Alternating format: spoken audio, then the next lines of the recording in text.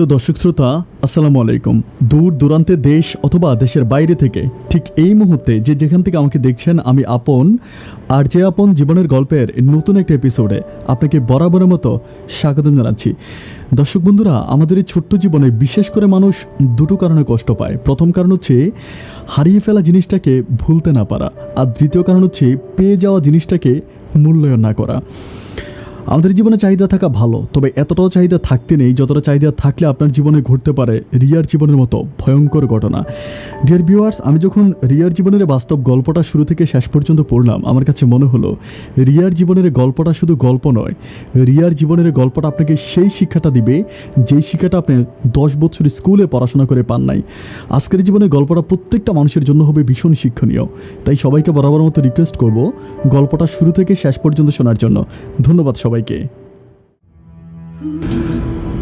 সম্মানিত দর্শক বন্ধুরা, আসসালামু আলাইকুম রহমতুল্লাহি ওবারাকাতু। আমার নাম হচ্ছে নাজমিন জাহান রিয়া, আমার বাড়ি নোয়াখালী বেগমগঞ্জ। প্রিয় দর্শক শ্রোতা, আমার জীবনের গল্পটা শুরু করার শুরুতে আমি আপনাদেরকে আমার পরিবারের ব্যাপারে জানিয়ে রাখি। আমার পরিবারে আমি আছি আর আমার বাবা আছে, আর কেউ নাই। আমার পরিবারে একটা সময় আমার মাও ছিল, কিন্তু আমার যখন 3 মাস বয়স, আমি যখন মায়ের দুধ পান করি, সেদিন একদিন রাতের বেলায় আমার মা হার্ট অ্যাটাক করে মারা যায়। এরপর থেকে আমার বাবা তারপর আমাদের বাড়ির যত কাকি জেঠি যত আত্মীয় স্বজন আছে, তারা আমাকে খুব কষ্ট করে গরুর দুধ, তারপর হচ্ছে পাউডারের দুধ খাওয়িয়ে কোনো রকম আমাকে বাঁচিয়ে রাখে। সেদিন আমার বাবা আমাকে কোলে নিয়ে সবার সামনে শপথ করেছিল যে আমার রিয়া হচ্ছে আমার পৃথিবী। আমি আমার এই রিয়ার জন্য, আমি তার মা, আমি তার বাবা। আমার রিয়ার জন্য কখনো বিয়ে করব না। সেদিন মা মারা যাওয়ার পর আমাকে কোলে নিয়ে বাড়ির সবার সামনে এই কথাগুলো বলেছিল, কিন্তু আমার আব্বার এই শপথটা খুব বেশি দিন টিকে নাই। আমার যখন 3 বছর বয়স, তখন আমার আব্বা বিয়ে করে ফেলে। আমার আব্বা আমাদের কাউকে না জানিয়ে, আমরা কেউই জানি না, আমাদের পার্শ্ববর্তী গ্রামের একটা উনি একজন মহিলা, ওনাকে বিয়ে করে ফেলে। যদিও ওনার স্বামী ছিল, ওই স্বামীকে গোপনে উনি ডিভোর্স করে আমার আব্বার কাছে বিয়ে বসে। আচ্ছা, আমার আব্বা কিন্তু আবার মোটামুটি অনেক বেশি পয়সাওয়ালা ছিল। আমাদের এলাকায় আমার আব্বা হচ্ছে প্রাণের ডিলার ছিল, প্রাণ কোম্পানির ডিলার ছিল, যার জন্য মোটামুটি আমার আব্বার কাছে প্রচুর পরিমাণ টাকা পয়সা সবসময় থাকতো। এরপরে কি হলো যে আমার 7 মাসের পর থেকে আমার জীবনটা একটু অন্যরকম হয়ে গেল। আমি কিন্তু তখনও অনেক ছোট, 3 বছর কিন্তু আমি অনেক বেশি বড় হয়ে যাই, খুবই ছোট। তো আমি কিন্তু দুনিয়াদারি সম্বন্ধে কোনো কিছুই বুঝি না, শুধু এটাই জানি যে উনি আমার সৎ মা, ওনাকে আমার মা বলে ডাকতে হবে। আমার আব্বা বিয়ে করার পরে অন্যরা যেমনই মনে করুক না কেন, বাট আমি কিন্তু অনেক বেশি খুশি হয়েছি, বিকজ আমি সারাদিন বাসায় একা একা থাকি, আমার ভালো লাগে না। এখন আমি একটা মা পাইছি, যাকে আমি একজন মহিলা পাইছি, যাকে আমি মা করে ডাকতে পারবো। আমার ওই সৎমা আমাকে কীভাবে দেখবে বা আমার ওই সৎমা আমাকে কতটুকু ভালোবাসবে, এইটা বড় কথা না। আমি আমার ওই সৎমাকে আমার নিজের মায়ের মতো জানি। কারণ আমি একটা ব্যাপার চিন্তা করি, আমি আমার 3 মাস বয়স আমার মাকে হারিয়েছি। এরপর থেকে মায়ের যে আদর ভালোবাসা যাই হোক না কেন, আমি এটা কখনোই পাই নাই। আমি ওই সৎমা আমাকে যেমনটি ভাবুক না কেন, আমি ওই সৎমাকে আমার আপন মায়ের মতোই ভাবি। আমি এটাই চিন্তা করি, নাই মামার চেয়েও কানা মামা ভালো। এভাবে যেতে যেতে আমার যখন স্কুলে যাওয়ার বয়স হয়, আমার যখন 6 বছর বয়স হয়, 6 বছর বয়স হওয়ার আমার যখন 6 বছর বয়স, তখন আমার আম্মা কিন্তু 2 বছর ধরে বাচ্চা কনসেপ্ট করে নাই। 2 বছর পরে আমার মায়ের ঘরে একটা মেয়ে সন্তান হয়। বাট ওই মেয়ে সন্তানটা হওয়ার পরে আমার মা ওই মেয়ে সন্তানটার প্রতি খুব বেশি অ্যাক্টিভ হয়ে যায়। ওই মেয়ে বাবুটার প্রতি মা সবসময় সদৈবান থাকে। তো আমার তখন 6 বছর বয়স, আমার আব্বা বলতেছে আমাকে স্কুলে ভর্তি করাবে। কিন্তু আমার সৎমা আমার আব্বাকে বলতেছে যে রিয়াকে যদি স্কুলে আমরা ভর্তি করাই দিই, তাহলে আমার এই ছোট্ট বাবুটাকে কে দেখবে? ওকে দেখাশোনা করার জন্য তো একটা মানুষ দরকার, কারণ তুমি সারাদিন হচ্ছে দোকানপাটে থাকো। এরপরে আমি মেয়েটাকে নিয়ে, আমি তো এই দুধের বাচ্চাটাকে আমি কীভাবে রাখবো? রিয়া যদি স্কুলে চলে যায়, তখন আমিও বাবুটাকে পেয়ে অনেক খুশি, আমি আর স্কুলে যাব না। আমিও বাবার কাছে বলি যে বাবা, আমি বাড়িতে পড়বো, আমি স্কুলে যাব না। তো তখন আমি কী করি, আমার ওই সৎ বোনটাকে দেখাশোনা করি। দেখতে দেখতে প্রায় 1-1.5 বছর মতো কেটে যায়। তো কিন্তু এখন সবাই আমার সাথে আমার বেসের যত ছেলে মেয়ে আমাদের গ্রামে আছে, সবাই মোটামুটি ক্লাস 1 থেকে ক্লাস 2-তে উঠে যায়। তো আমি কিন্তু পড়াশোনা করি না। এভাবে যেতে যেতে আমি খুব খেয়াল করে দেখি যে একটা সময় সবাই যখন স্কুলে যায়, আমার নিজের কাছে অনেক খারাপ লাগে। এতে আমার সৎ বোনটা কিন্তু অনেক বড় হয়ে যায় মোটামুটি। দেন হচ্ছে আমি আমার মাকে বলতেছিলাম যে মা, আমি স্কুলে যাব। এই কথাগুলো যখন আমি মাকে বলি, আমার মা বলে যে মেয়েদের পড়াশোনা করতে হয় না, মেয়েরা পড়াশোনা করা লাগে না। তো আমি বলি যে অনেকেই তো পড়াশোনা করে আমাদের বাড়ির। তো এটা নিয়ে আমার বাবা একদিন আমাকে জিজ্ঞেস করে, আমি নিজে বাবার কাছে বলি যে বাবা, আমি স্কুলে যাব। তখন আমার আব্বা আমাকে বলে যে যাই হোক, তোর মাথায় তাহলে বুদ্ধিশুদ্ধি হয়েছে, হয়েছে। দেন বাবা আমাকে স্কুলে ভর্তি করায় দেয়। আমি একটা ব্যাপার খুব বেশি খেয়াল করি, আমি যখন স্কুলে যাই তখন আমার সৎ মা আমার উপরে প্রচুর পরিমাণ রেগে থাকে। মানে আমি যেদিন স্কুলে যাব সেদিন সারা দিন, মানে সারা বিকেল সারা রাত সৎ মা আমাকে দিয়ে কাজ করাবে এবং আমার সাথে খুব খারাপ ব্যবহার করবে, কারণে অকারণে আমার গায়ে হাত তুলবে। কিন্তু আমি যদি স্কুলে না যাই আমার সৎমা প্রচুর পরিমাণ খুশি হয়, আমাকে কোনো বকাও দেয় না, আমার সাথে রাগারাগিও করে না, আমি যেটা করতে বলি উনি সেটাই করে। তখন আমি চিন্তা করলাম যে আমি তো ছোট মানুষ, মানে পড়াশোনা করাটা যে আসলে অনেক বেশি ইম্পর্টেন্ট এটা কিন্তু আমি তখন বুঝতাম না। আমি চিন্তা করলাম যেটা করলে আমার সৎমা খুশি হয় আমি সেটাই করব। একটা সময় আমি স্কুলে যাওয়া বন্ধ করে দিই। এটা নিয়ে বাবা আমাকে খুব মারে, কিন্তু মারার পরে আমি বাবাকে কিন্তু বলি না যে সৎমা রাগ করে, মানে আমার সৎমায়ের ব্যাপারে আমি কোনো কিছুই বলি না। আমি একটা জিনিস চিন্তা করি সবসময় যে আমার সৎমা তো মাই, মানে সৎমা ব্যাপারটা আমি বুঝতাম না, আমি তার মা বলেই ডাকতাম। এভাবে যেতে যেতে আরও 1-1.5 বছর মধ্যে কেটে যায়। আমার তখন প্রায় 9 থেকে 10 বছর আমার বয়স। ওরকম বয়সে আমি দেখি যে আমার মামা কিন্তু আমাদের সাথে সম্পর্ক খুব ভালো ছিল না। আমার নানু বাড়িতে আমার মামা কিন্তু একজনই ছিল, আমার একটাই মামা ছিল আর আমার নানু ছিল। তো মামা কীভাবে মানে 2-3 বছরে একবার মামা আমাদের বাড়িতে আসতো, এরকম। তাও কোনো দরকার ছাড়া আসতো না, এমনি মানে কোনো কিছু লাগলে বা কোনো হলে অনুষ্ঠান হলে তাহলে মামাকে দাওয়াত দিলে মামা আসতো। তো সেদিন কেন জানি মামা ওই দিন মানে ওই রাস্তা দিয়ে যাওয়ার সময় আমাদের বাড়িতে আসছিল। অ্যান্ড মামা আসার পরে আমি কী করলাম, আমাদের পুকুর ঘাটে হচ্ছে হাঁড়ি পাতিল মাছতেছিলাম। তো মামা আসার পরে আমাকে ডাক দেয় উঠানে দাঁড়াইয়া। দেন পুকুরটা কিন্তু উঠানের পাশে, আমি দৌড়ে মামার কাছে যাই। মামা আমাকে খুব মানে জড়াইয়া ধরে, মা আমার জন্য চিপস তারপর হচ্ছে কলা এগুলোতে আমাকে বলতেছে কী রে মা, আজকে তো হচ্ছে সোমবার, সবাই স্কুলে গেলো, তুই স্কুলে যাবি না? আমি বললাম যে মামা আমি স্কুলে যাই না। তো তখন আমার সৎমা ছিল না, আমার সৎমা ঘরের ভিতরে ছিল। তো মামা বলতেছে স্কুলে যাস না কেন মা, তুই স্কুলে যাবি না? আমি বললাম মামা আমার না স্কুলে যেতে ইচ্ছে করে, কিন্তু স্কুলে গেলে না আমার সৎমা খুব বেশি রাগ করে। তখন আমার মামা আমাকে বলে কি বলিস, তাহলে কি তুই স্কুলে যাবি না তুই মা? আমি বলি না আমি স্কুলে পড়বো না, কারণ আমি স্কুলে গেলে আমার সৎমা আমাকে গায়ে হাত তুলে আমার সাথে বকাবাদ্য করে। তখন আমার সৎমা আমাকে বলে ঠিক আছে তোর মা না হয়ে এগুলো করে, কিন্তু তোর বাবা কি করে? আমি বললাম মামা তুমি আমার বাবারে কিছু বইলো না, আমার আব্বা কিন্তু প্রতিদিন আমার সাথে ঝগড়া করে স্কুলে যাওয়ার ব্যাপার নিয়ে। আব্বা আমাকে খুব বেশি বকা দেয়, আমাকে মারেও, বাট আমি স্কুলে যাই না, কারণ আব্বা আমার উপরে যতটা না অত্যাচার করে স্কুলে না গেলে, আর স্কুলে গেলে তার চেয়ে অনেক বেশি অত্যাচার আমার সৎমা আমার উপর করে।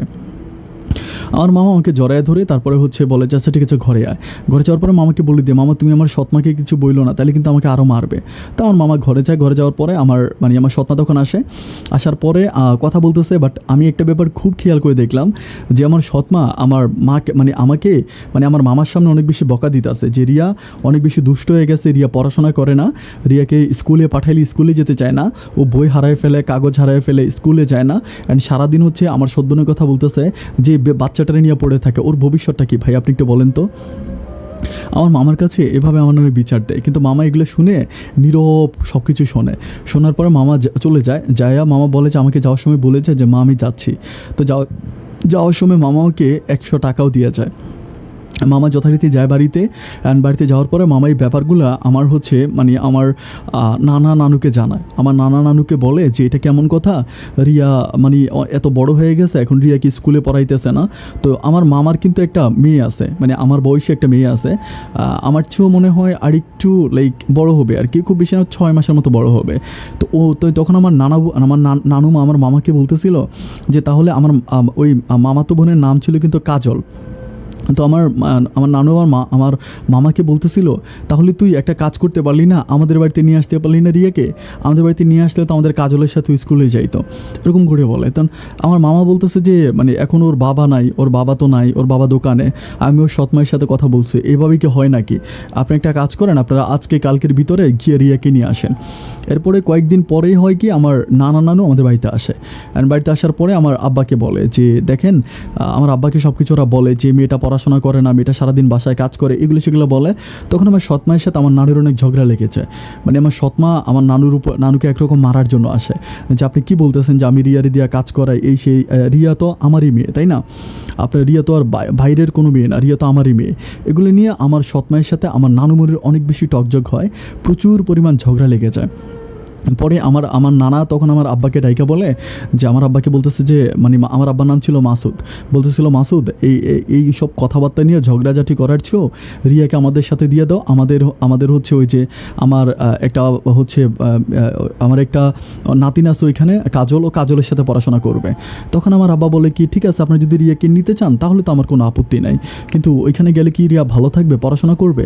তখন আমার নানা ভাই বলে অবশ্যই ভালো থাকবে, আমরা কাজলকে পড়াশোনা করাচ্ছি না, ওই কাজলের সাথে পড়বে, স্কুলে যাবে, কোচিংয়ে যাবে। এগুলো বলার পরে তখন আমার ব্যাগ টেক নিয়ে আমার আব্বা কী করে আমাকে আমার নানু বাড়িতে পাঠিয়ে দেয়। নানু বাড়িতে যাওয়ার পরে আমার জীবনে আমি যেন অন্যরকম কোনো একটা পৃথিবীতে চলে আসলাম, মানে প্রচুর পরিমাণ সুখ আমি ফিল করতে শুরু করলাম। মানে নানুর ভালোবাসা এটা আসলে কখনো অনুভব করতে পারিনি আমার জীবনে। আমি আমার জীবনে আমার নানু বাড়িতে মানে আসি নাই বললেই চলে, মানে খুব বেশি আসা হয় নাই, যদিও আসতাম একদিন দুদিন থাকার পরে চলে যেতাম, কারণ আব্বা আবার আমার জন্য একটু মন খারাপ করতো। এখন যখন আমি পার্মানেন্টলি নানু বাড়িতে চলে আসলাম, আমি আমার বয়সে একটা মেয়ে পেলাম কাজল যদিও আমার চেয়ে একটু বড় হবে, কিন্তু মানে আমার সাথেই মিশে।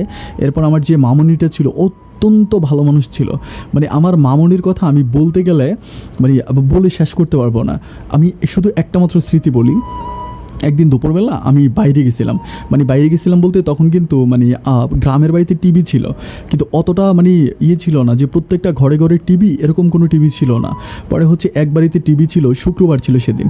তো আমি কী করলাম, বিকেলবেলা টিভি চাইতে গেছিলাম আর কি, ওই বাড়িতে আমি টিভি দেখতেছি। তো টিভি দেখতেছি, দেন হচ্ছে আমার মামনি সেদিন হচ্ছে বাজার থেকে বাদাম নিয়ে আসছিল। তো 10 টাকার মতো বাদাম আছে, আনার পরে আমার মামাতো বোন কাজল কান্না করতেছে যে বাদাম দাও, বাদাম খাবো। কিন্তু আমার মামনি বলতেছে যে না, এখন তো হচ্ছে রিয়া বাসায় নেয়, আমি কিভাবে তোরে দিব একা একা। তো আমার মামাতো বোনটা অনেক কান্নাকাটি করে, কিন্তু আমার মামানি একটা বাদামও দেয় না। আমার মামাতো বোনটা সারাটা বাড়ি খুঁজে আমাকে, মানে একটা বাড়ির ভিতরে মানে হিরণের মা বলে পরিচিত ওই বাড়ির থেকে আমাকে বের করে আমাকে বলে যে তুই এই বাড়িতে বসে আছিস, তোর জন্য আমার মা আমাকে বাদাম দিতে আসে না, তাড়াতাড়ি আয়। আমাকে টাইনা যথারীতি ঘরে আনার পরে আমার মামানি মানে বাদামগুলোকে সমপরিমাণ ভাগ করে, মানে 2টা আমাকে দেয়, 2টা কাজলকে দেয়, 2টা আমাকে দেয়, 2টা কাজলকে দেয়, এইভাবে ভাগ করে। মানে আমার জীবনে মনে হয় না যে আমার মামনির মতো দ্বিতীয় কোনো মানুষ আমি আমার পৃথিবীতে দেখেছিলাম। নিজের সন্তানের মতো করে আমার মামনি আমাকে ছোটোবেলা থেকে লালন পালন করে বড় করে। যাই হোক, এরপরে আমার মামাতো বোন আমার থেকে 1 বছরের সিনিয়র থাকে, আমি তার 1 বছরের জুনিয়র।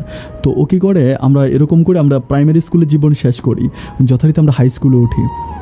হাই স্কুলে ওঠার পরে আমরা যেন নতুন একটা গণ্ডিতে পা রাখি, মানে হাই স্কুলের জীবনটা একটু অন্যরকম। যারা হাই স্কুলে পড়াশোনা করলে কেমন জানি মানে বাধা থাকে না বলতে, প্রাইমারি স্কুলে যেমন অনেকে বকা দেয়, অনেকে এই করে সেই করে, বাট হাই স্কুলে গেলে না মানে জীবনে একটু স্বাধীনতা ফিরে আসে, নিজের মতো করে। স্কুলটাও একটু দূরে, মানে মোটামুটি নানুবাড়ি থেকে স্কুলটা অনেক দূরে, পায়ে হাইটা যেতে প্রায় 40 মিনিটের মতো লাগে। তো 40 মিনিট পায়ে হাইটা স্কুলে যাই মামাতো বোনের সাথে, আবার একই সাথে মানে ওর সাথে আবার স্কুল থেকে ফিরে আসি। সব কিছু মিলিয়ে আমার কাছে ভীষণ ভালো লাগতেছিল। যেতে আমরা হচ্ছে আমার মামাতো বোন তখন হচ্ছে ক্লাস 9-এ পড়ে, আমি তখন ক্লাস 8-এ পড়ি। বাট একটা ব্যাপার কি, এটা আসলে অনেকেই বলে, আই ডোন্ট নো, যে সবাই আমাকে বলে আমি নাকি দেখতে অনেক সুন্দরী। মানে আমার মামাতো বোন আমাকে বললে যে আমাদের স্কুলে তুই সবচেয়ে সুন্দরী। কীভাবে ব্যাপারটা বলি, আমাদের স্কুলে একটা সময় আপনারা যারা হচ্ছে মানে স্কুলে আসছিল, একটা কোম্পানি আসছিল, মানে হচ্ছে একটা ফেয়ার অ্যান্ড লাভলি একটা কোম্পানি আসছিল অ্যাড করার জন্য আর কি, মানে বাচ্চাদেরকে যারা স্কুলে পড়াশোনা করে ওদেরকে এটা বলার জন্য যে ফেয়ার অ্যান্ড লাভলি অনেক ভালো, বা ওরা এরকম ভিডিও করে নিবে, অডিশন হবে। এখানে আমি দেখলাম যে আমাদের স্কুলে কিন্তু অনেক মেয়ে ছিল, বাট তারই মাঝে মানে এখানে যে মডেল যে মহিলাটা আসছিল উনি আমাকে সিলেক্ট করে, আমাকে বলে যে তুমি এটা হাতে নিয়ে বলবা যে তোমাদের স্কুলের নাম বলবা, তারপরে মানে উনি আমাকে দিয়ে অনেক কাজ করায়। তো তখন আমার কাছে মনে হয় যে আসলেই মনে হয় আমি সুন্দর, তা না হলে স্কুলে এত মেয়ে থাকতে ম্যাডাম কেন আমাকে শুধু পছন্দ করলো। এরপর থেকে আমি স্কুলে যাই, বাট স্কুলের মানে অনেক ছেলে আমাকে পছন্দ করে, মানে প্রচুর ছেলেরা আমাকে পছন্দ করে।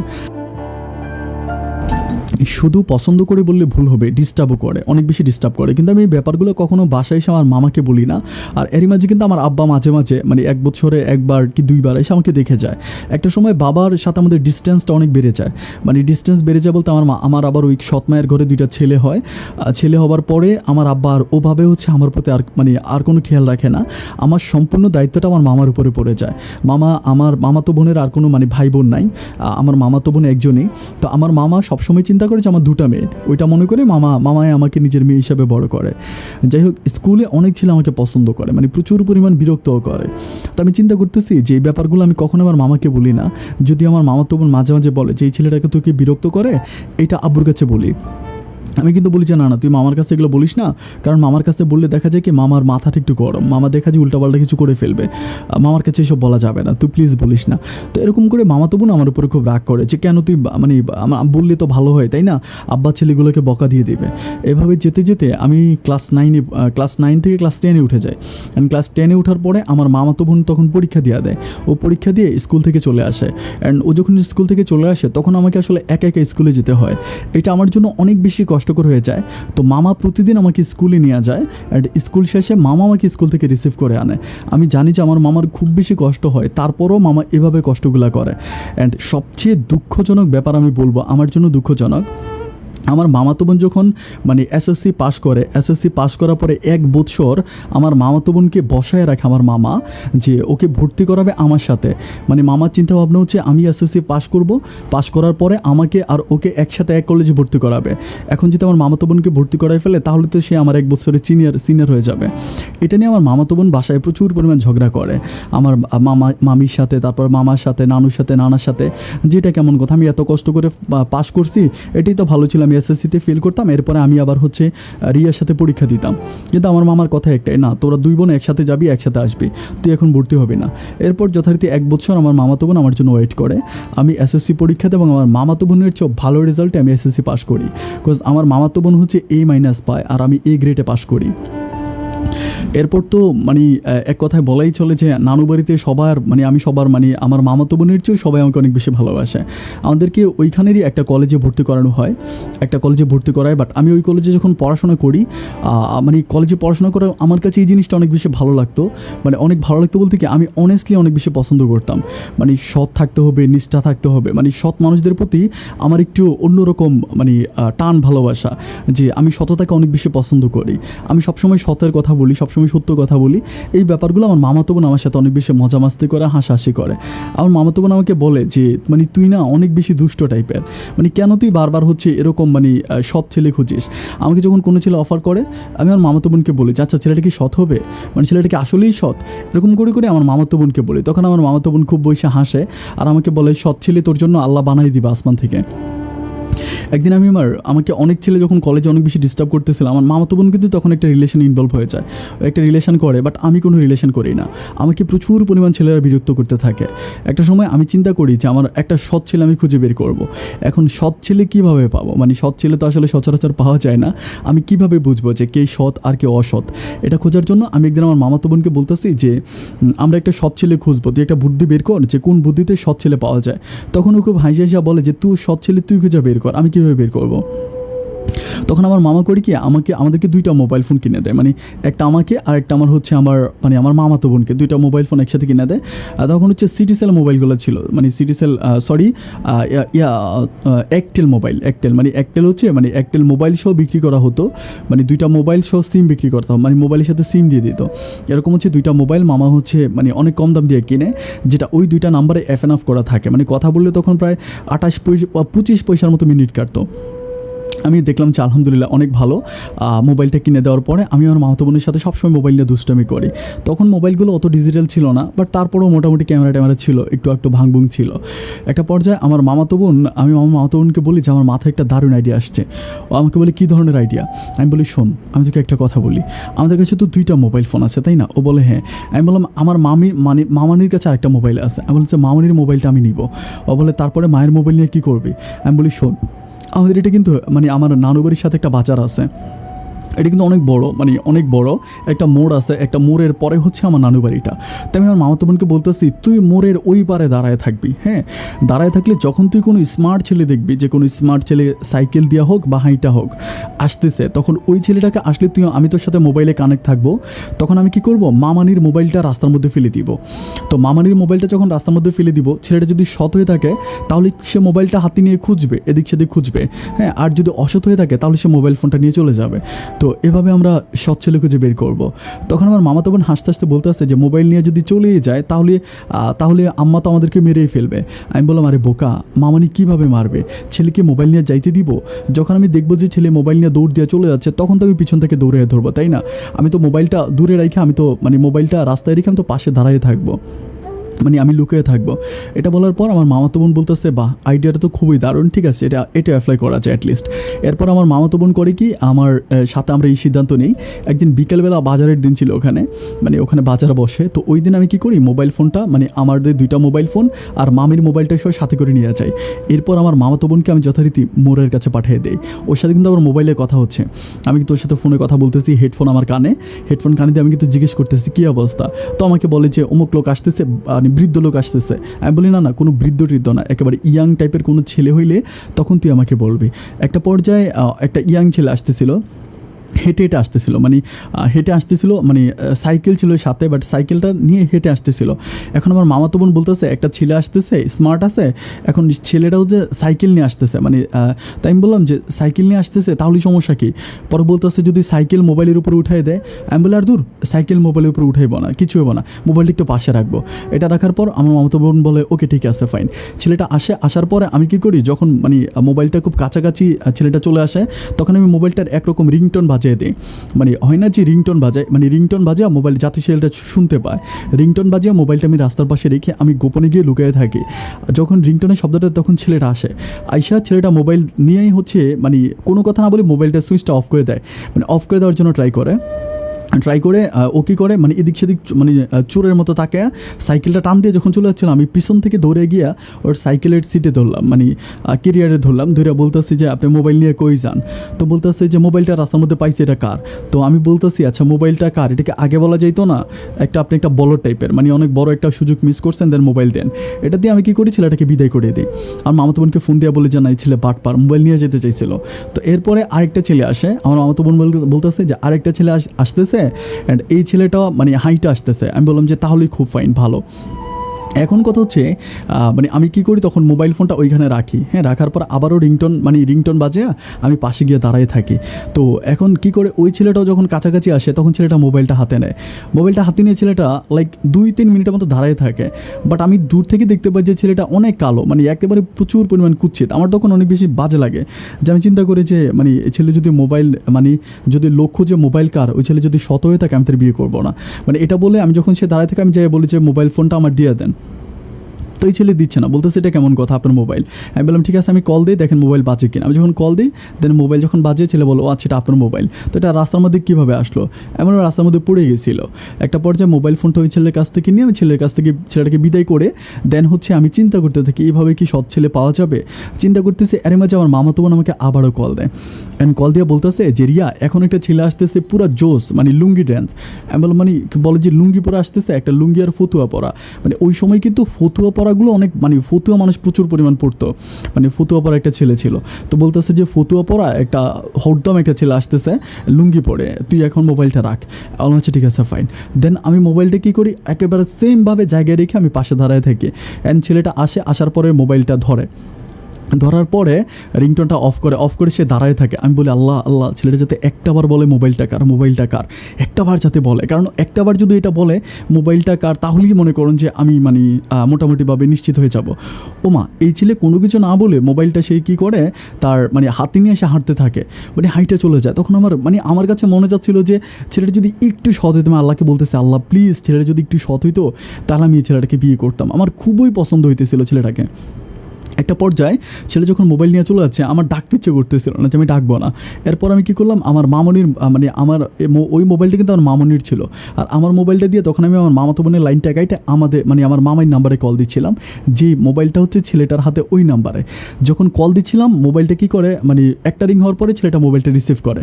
আমি তো দূর থেকে দেখতেছি, ওর পিছন হাইটা যাইতেছি অনেক দূরেই, আমি দেখতে মোবাইলটাও রিসিভ করে ও কানে দেয়। কানে দেওয়ার পরে আমি বলতেছি, আমি সালাম দিই, বলে যে ওয়ালাইকুম আসসালাম।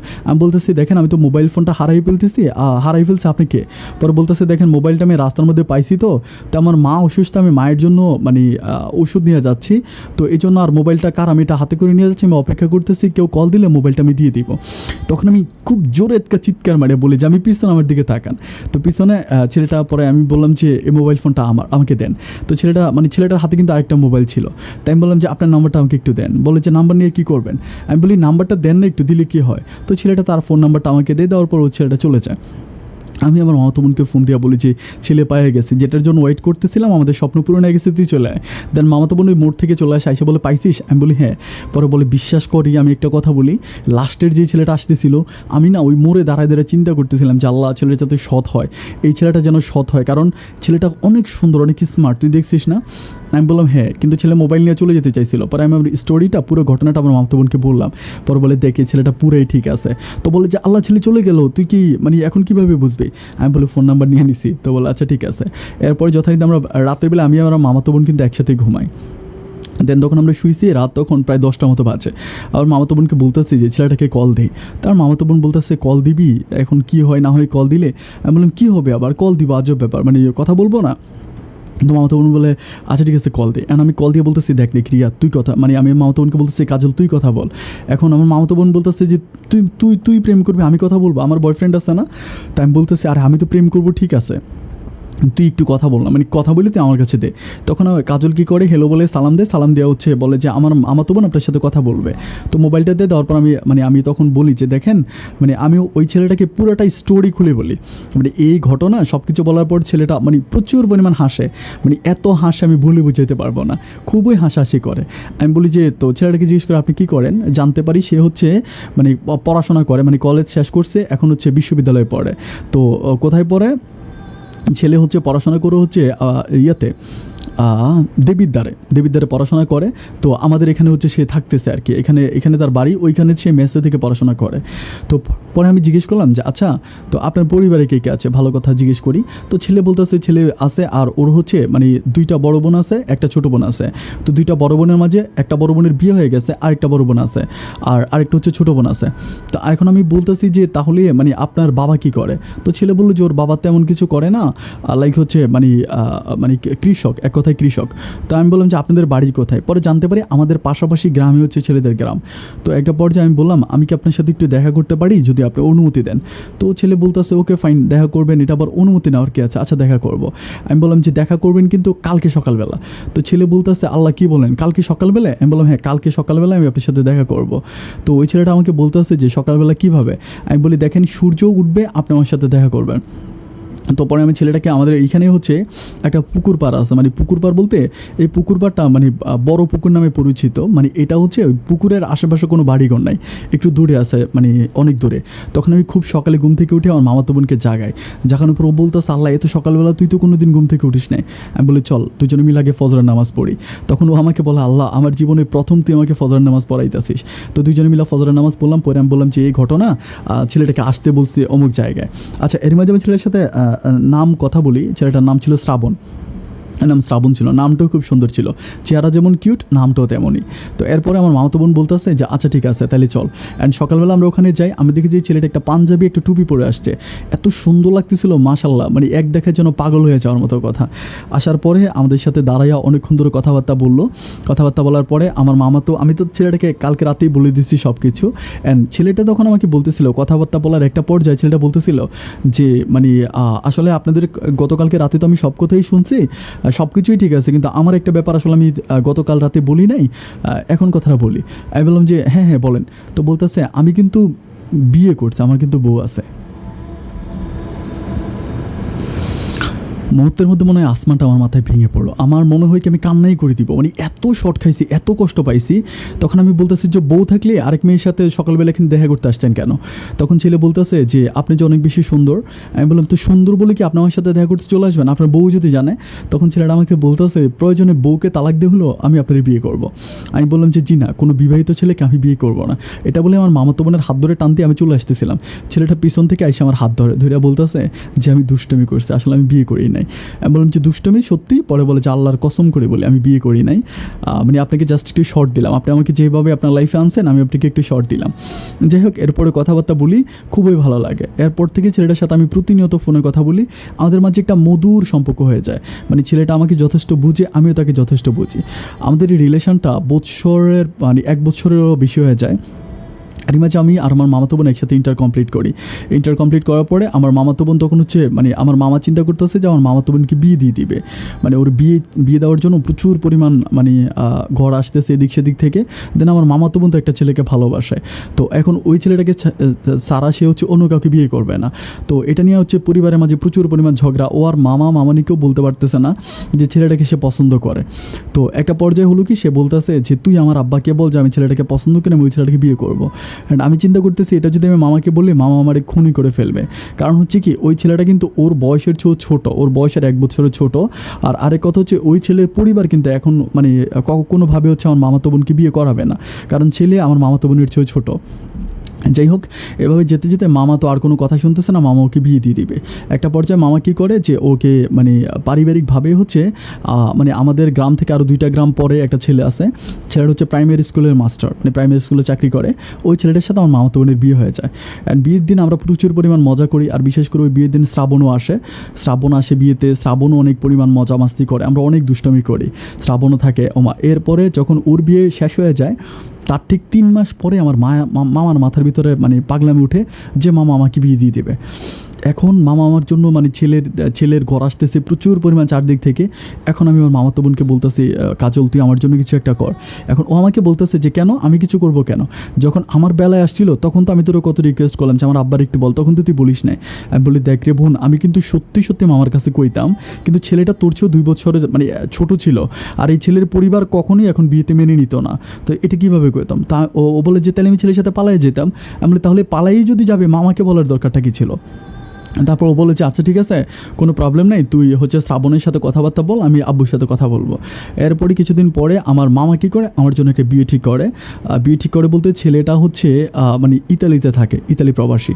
ওই বাংলাদেশে আসার পরে মানে ছেলের সাথে আমার মানে বিয়ে হয়, মানে বিয়ের দিন তারিখ ঠিক হয়। মানে ছেলে আমাকে দেখতে আসে, যেদিন দেখতে আসে ছেলে আমাকে দেখার পরে দিন তারিখ ঠিক করে ফেলে। অ্যান্ড তখন আমার মামাতো বোন বলতেছে এখন আমি মামার কাছে কীভাবে এই কথা বলি, মানে আব্বুর কাছে কীভাবে বলি? আমি বলি কাজল যেভাবেই পারিস তুই মামাকে একটু বুঝিয়া বল, কারণ নাহলে কিন্তু আমি বিষ খাবো, মরে যাবো। খুবই কান্নাকাটি করি। অ্যান্ড ওই বিয়ের মানে যেদিন কথাবার্তা হয় সেদিন কিন্তু আমার আব্বাও আসে। পরে আমি কান্নাকাটি করতেছি, মানে প্রচুর পরিমাণ, কাউরে বুঝাইতে পারতেছি না, কাউরে বলতে পারতেছি না, ভয় পাইতেছি যে মামার কাছে বললে মামা আবার কী ধরনের স্টেপগুলো নেয়। তো মামাতো বোনকে বললাম যে তুই একটা কিছু কর না। দেন আমার মামাতো বোন আমাকে বলতেছে যে আব্বাকে বলার দরকার নাই, যেহেতু তুই ছেলেটাকে পছন্দ করে, শ্রাবণও তোকে পছন্দ করে, আর শ্রাবণ তো মানে পড়াশোনা করে অনেক বড়, তোর চেয়ে কোনো প্রবলেম নাই, তুই পালাইয়া যা। তখন আমি শ্রাবণকে ফোন করে পালিয়ে যাওয়ার ব্যাপারটা শ্রাবণকে বলি। তখন শ্রাবণ আমাকে বলে যে মানে প্রথমে একটু আমতো করে, অ্যান্ড কিছুক্ষণ পরে বলে আচ্ছা ঠিক আছে, তুমি যদি বলো যে পালাইয়া যাবা তাহলে আমার কোনো আপত্তি নেই। দেন শ্রাবণের সাথে আমার কথা হয় যে আমরা পালায়া যাবো, ওরকম মানে কথাবার্তা হয়, দুজনে মিলে কথাবার্তা বলি। তো এর মাঝে আমার বিয়ের দিন ঠিক করে ফেলে, মানে 15 দিন পরে আমার বিয়ে। তো 15 দিন পরে আমার বিয়ে 2-3 দিন আগে আমি শ্রাবণকে বলে রাখি যে 2-3 দিন আগে আমরা পালায়া যাবো, ওভাবে প্ল্যানিং করে রাখি। তো আমার মামাতো বোন কিন্তু আমাকে কিছু টাকা দেয়, স্বর্ণ গয়না, মানে ওর জামাইকে যে স্বর্ণ গয়নাগুলো দেয় ওরকম স্বর্ণগুলো মানে গয়নাঘাটিগুলো আমাকে দেয়, দিয়ে বলতেছে যে আমরা পালায়া যাবো। তো মানে আমার বিয়ের 3 দিন আগে মানে আমরা দিন ঠিক করি, বাট মানে এর 4 দিন আগেও আমাকে ফোন করে বলে শ্রাবণ যে ওর মা নাকি খুব অসুস্থ। ও বলতেছে যে আমার আম্মা খুব অসুস্থ, তুমি একটু অপেক্ষা করো, মানে কয়টা দিন অপেক্ষা করো, 2-1 দিন অপেক্ষা করো।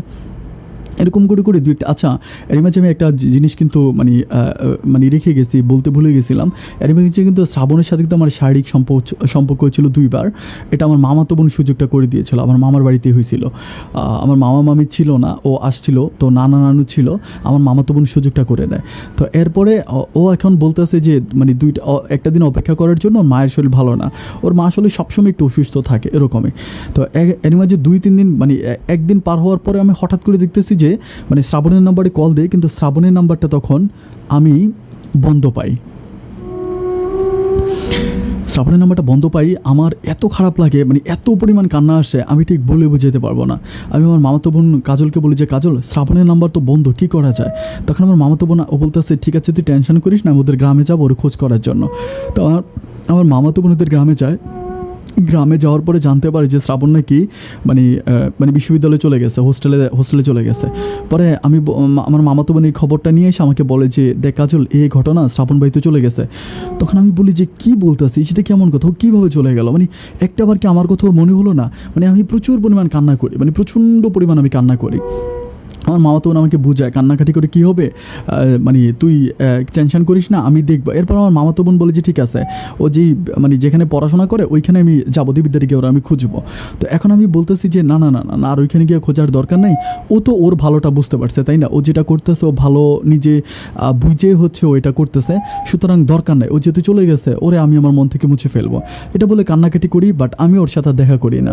বিয়ের একদিন আগে একদিন রাতেও কিন্তু আমি ওর নাম্বারে কল দিই, বাট নাম্বারটা আমি বন্ধ পাই। এরপরে যাক আলহামদুলিল্লাহ ও আমার বিয়ে ঠিক হয়, অ্যান্ড আমার বিয়ে হয়। অ্যান্ড আমার বিয়ে হওয়ার পরে আমার যে স্বামী ছিল, মানে ওর নাম ছিল হচ্ছে আকাশ ছিল নাম। মানে ও এত ভালো একটা মানুষ ছিল, মানে আমি মানে বলে বুঝাতে পারবো না। মানে প্রচুর পরিমাণ সম্মান হয় না যে স্ত্রীকে যে মানে যে পরিমাণ সম্মান করা দরকার, মানে বিয়ের পর থেকে উনি আমাকে সবসময় আপনি করে সম্বোধন করে। তাই আমি বললাম যে আপনি করে সম্বোধন করলে আমার কাছে ব্যাপারটা কেমন লাগে, আমাকে তুমি করে বলবা, মানে তুমি করে বলার জন্য রিকোয়েস্ট করি। তো সবসময় বলি যে তুমি করে বলবা, তুমি করে বললে আমার খুব ভালো লাগবে। তো এখন বলি, ও বলে আচ্ছা ঠিক আছে, তো ঠিক আছে আমাকে তুমি করে বলে। এভাবে মানে কিছুদিন আমাদের সম্পর্কটা অনেক ভালো হয়েছে। অ্যান্ড ও আমাকে মানে আমার পাসপোর্ট করায়, আমাকে নিয়ে ওই ইতালিতে আমাকে নিয়ে যাবে, টাসপোর্ট করায়। তারপরে হচ্ছে ওরা কিন্তু আচ্ছা ওর পরিবারের ব্যাপারে একটু বলে রাখি। ওর পরিবারে ওরা হচ্ছে মানে 2 বোন 2 ভাই, ও আছে আর ওর একটা ছোট ভাই আছে, আর ওর একটা বড় বোন আছে, মানে আরেকটা একদম ছোটো বোন আছে। তো বড় বোনটার বিয়ে হয়ে গেছে, ওর বিয়ে হয়েছে, ও আমাকে বিয়ে করছে। আর ওর ছোটো ভাই আর ছোটো বোনটা এখন বিয়ে করে নেয়। এভাবে হচ্ছে ওদের সংসারটা। ওর আব্বা কিন্তু আবার অনেক ভালো মানুষ, যথেষ্ট মানে ওই এলাকাতে যথেষ্ট সম্মানিত একজন ব্যক্তি, সবাই ওর আব্বাকে অনেক বেশি সম্মান করে। খুবই প্রভাবশালী ওরা, কিন্তু ওই এলাকাতে মোটামুটি অনেক বেশি প্রভাবশালী। যাই হোক, এখন বিয়ে শাদীর সব কিছু ঠিক, মানে বিয়ের সংসার আমার খুব ভালোই চলতেছিল। অ্যান্ড এভাবে চলতে চলতে একদিন হচ্ছে আমার মামাতো বোন আমাদেরকে বলতেছিল যে মানে আমরা লং টাইম বেড়াবো। এটা আমার বিয়ের প্রায় 4 মাস পরে, মানে লং টাইম বেড়ানোর জন্য আমি আমার মানে নানু বাড়িতে আসি। নানু বাড়িতে আসার পর আমার মামাতো বোন কাজলও আসে। এখন আমরা এইভাবে থাকতে থাকতে একদিন আমি কাজলকে বলতেছি যে মানে ওই বাটপাড়ের কোনো খোঁজখবর পাইছিস? তো কাজল আমার বলতেছিল যে এটা বাদ দে, চলে গেছে, এটা নিয়ে আর কোনো মানে কথাবার্তা বাড়ায় লাভ নাই। আমি তখন বলতেছিলাম যে প্লিজ মানে ছেলেটা মানে কী হইলো, আমার এটা একটু জানার কিউরিসিটি যে মানে কী হইলো, কেন মোবাইল ফোনটা বন্ধ করে রাখলো। এটা বলার পর আমার মামাতো বোন বলতেছে যে ছেলে বাড়িতে যাবি। আমি বললাম বাড়িতে যাওয়াটা ঠিক হবে না, ছেলেটা কই আসতে তো একটু খবর নেয়। তখন আমার মামাতো বোন খোঁজ খবর নিয়ে জানতে পারে ছেলে হচ্ছে কুমিল্লাতে থাকে, তখন মানে কুমিল্লা শহরে থাকে। তো কুমিল্লা শহরে থাকে, ওইখানে একটা মেসে থাকে নাকি, ওই ঠিকানা আমার মামাতো বোন নেয়। মামাতো বোন নেওয়ার পরে মানে ও আমাকে যেটা বলেছিল যে ও মানে পড়াশোনা করে, কিন্তু আমার মামাতো বোন পরিশেষে মানে আমার বিয়ের পরে আমি যেটা জানতে পারি যে ও পড়াশোনা করে না। ও হচ্ছে একটা কোম্পানিতে চাকরি করে, একটা হচ্ছে মাল্টিলিভার্স একটা কোম্পানিতেও চাকরি করে, একটা হচ্ছে লাইক ইউনিলিভার্সেও চাকরি করে। তো চাকরি করে বাট অনেক ভালো, মানে স্যালারি ট্যালারি সব কিছু মিলে প্রচণ্ড পরিমাণ ভালো টাকাও বেতন পায়। তো চাকরি করে ও, কিন্তু আমাকে বলছিল পড়াশোনা করে। এটা মামাতো বোন পরে বের করতে পারছে। পরে জানতে পারলাম যে কুমিল্লাতে আছে। এটা জানার পরে আমি আর আমার মামাতো বোন তখন হচ্ছে কুমিল্লাতে যাই, মানে কুমিল্লাতে ওরা খোঁজ করার জন্য যাই। যে হোস্টেলের ঠিকানা আমার মামাতো বোন বের করে, মানে হোস্টেল মিনস হচ্ছে এটা একটা মেসের মতো ছিল। ওই মেসে গিয়ে আমরা ওরে পাওয়ার পরে আমি তো ওকে দেখার পরে একরকম খুব বেশি ইমোশনাল হয়ে পড়ি, মানে অনেক বেশি ইমোশনাল, কথা বলতে পারি না। আমার তখন পুরনো কথাগুলো অনেক মনে পড়ে যায়। অ্যান্ড সবচেয়ে দুঃখজনক ব্যাপার হচ্ছে ও আমার দিকে তাকে কান্না করে দেয়। ও কান্নার জন্য কথা বলতে পারতেছে না, মানে প্রচুর পরিমাণ কান্না করে। তখন আমার মামাতো বোন বলতেছে মানে নাটকগুলো কেন করতেছেন, ওরে বলতেছে। তখন ও মানে শ্রাবণকে বলতেছে নাটকগুলো কেন করতেছেন। তো শ্রাবণ বলতেছিল যে নাটক না, আমার সাথে কী হয়েছে এটা তো আমিই জানি, আর তো কেউ জানে না। পরে আমি বললাম যে কী হয়েছে তোমার সাথে, মানে তুমি মোবাইল ফোন বন্ধ করে তুমি চলে গেলা, তুমি আমার বললেই তো পারতা যে তুমি আমার বিয়ে করবা না, তাহলে তো আমি আর তোমার জন্য বা আমি তোমার জন্য ওয়েট করতাম না, আমি তোমার জন্য কান্নাকাটি করতাম না। তুমি আমাকে বিয়ে করার প্রলোভন দেখিয়ে তুমি আমার সাথে শারীরিক সম্পর্ক করলা, এরপরে তুমি আমাকে বিয়ে করলা না, তুমি আমাকে ছেড়ে দিয়ে চলে গেলা। এখন তোমার আমি খুঁজে বের করছি, কথা বলার জন্য আসছে, এখন তুমি কান্না করতেছ। তখন ও মানে কান্না, প্রচুর পরিমাণ কান্না, ওর চোখের দিকে পানি বেরোইতেছে, অঢলে পানি বেরোচ্ছে। এবার আমার মামাতো বোন বলতেছে যে কী হয়েছে, আচ্ছা আমাদের কাছে বলেন, আপনি কান্নাকাটি করেন না। তখন ও যেটা বলে যে আমার মামা নাকি কীভাবে আমাদের সম্পর্কের কথা জানতে পারে নাকি মামা নাকি ওর বাপের কাছে গিয়ে বিচার দিছে। ওর বাপকে বলছে যে আপনার ছেলে যদি কোনো দিন যদি আমার ভাগ্নিকে নিয়ে যদি পালায়া যায় বা আমার ভাগ্নির সাথে যদি কখনো ওর কিছু করে, তাহলে কিন্তু ওই ছেলের অবস্থা আমি খুব খারাপ করে দিব, মানে আপনাদেরকে গ্রামেই থাকতে দিব না, ওরা কিন্তু অনেক গরিব। মানে শ্রাবণটা কিন্তু মোটামুটি অনেক গরিব, ওর বাবা মানে কৃষক আর কি, মাঠে ঘাটে কাজ করে ওরকম। অ্যান্ড ও তখনও আমাকে বলতেছিল যে আমার বোন আছে, আমার মা আছে, বাবা আছে, আমার আমি কী করবো, আমাকে একটু বলো। ও খুব কান্নাকাটি করে আমাকে বলে যে আমি তোমাকেও বলি নাই, কারণ তোমাকে বললে তুমি তোমার মামাকে বলবা, এরপর দেখা যায় কি তোমার মামা আমাদের উপরে আরও অ্যাকশন নেবে। এই জন্য আমি কাউকে না বলিয়ে আমি আমার এক বুক কষ্ট চাপা দিয়ে আমি তখন চলে আসি। ও আমাকে এটা বলে। তখন আমি বুঝতে পারতেছিলাম না যে মানে ঘটনাটা কী, মানে আমি তখন ওর কথা আমি বিশ্বাস করতেছি না। পর ও আমাকে বলে যে ঠিক আছে দাঁড়াও, আমি অজু করে আসি, আমি কোরআনটা মাথায় নিয়ে বলবো। তখন আমার হাত চাইপা ধরে যে না, কোরআন মাথায় নেওয়ার দরকার নেই, যা হবার তা তো হয়ে গেছে, এখন কোরআন মাথায় নিয়ে শপথ করে বললে আর কী হবে, বা আমি তো তোমাকে বিশ্বাস করলাম। এরই মাঝে তারপরেও আমাকে বলে যে তোমার ফোন নাম্বারটাকে আমাকে একটু দিবা, মাঝে মাঝে একটু কথা বলবো। তেমন আমি বিয়ে করছি, আমার স্বামী বাংলাদেশে আছে, আকাশের কথা বলি যে আকাশ বাংলাদেশে আছে, মানে তুমি ফোন দিলে যদি কোনো প্রবলেম হয়। তখনও আমাকে বলে যে আচ্ছা ঠিক আছে, লাগবে না।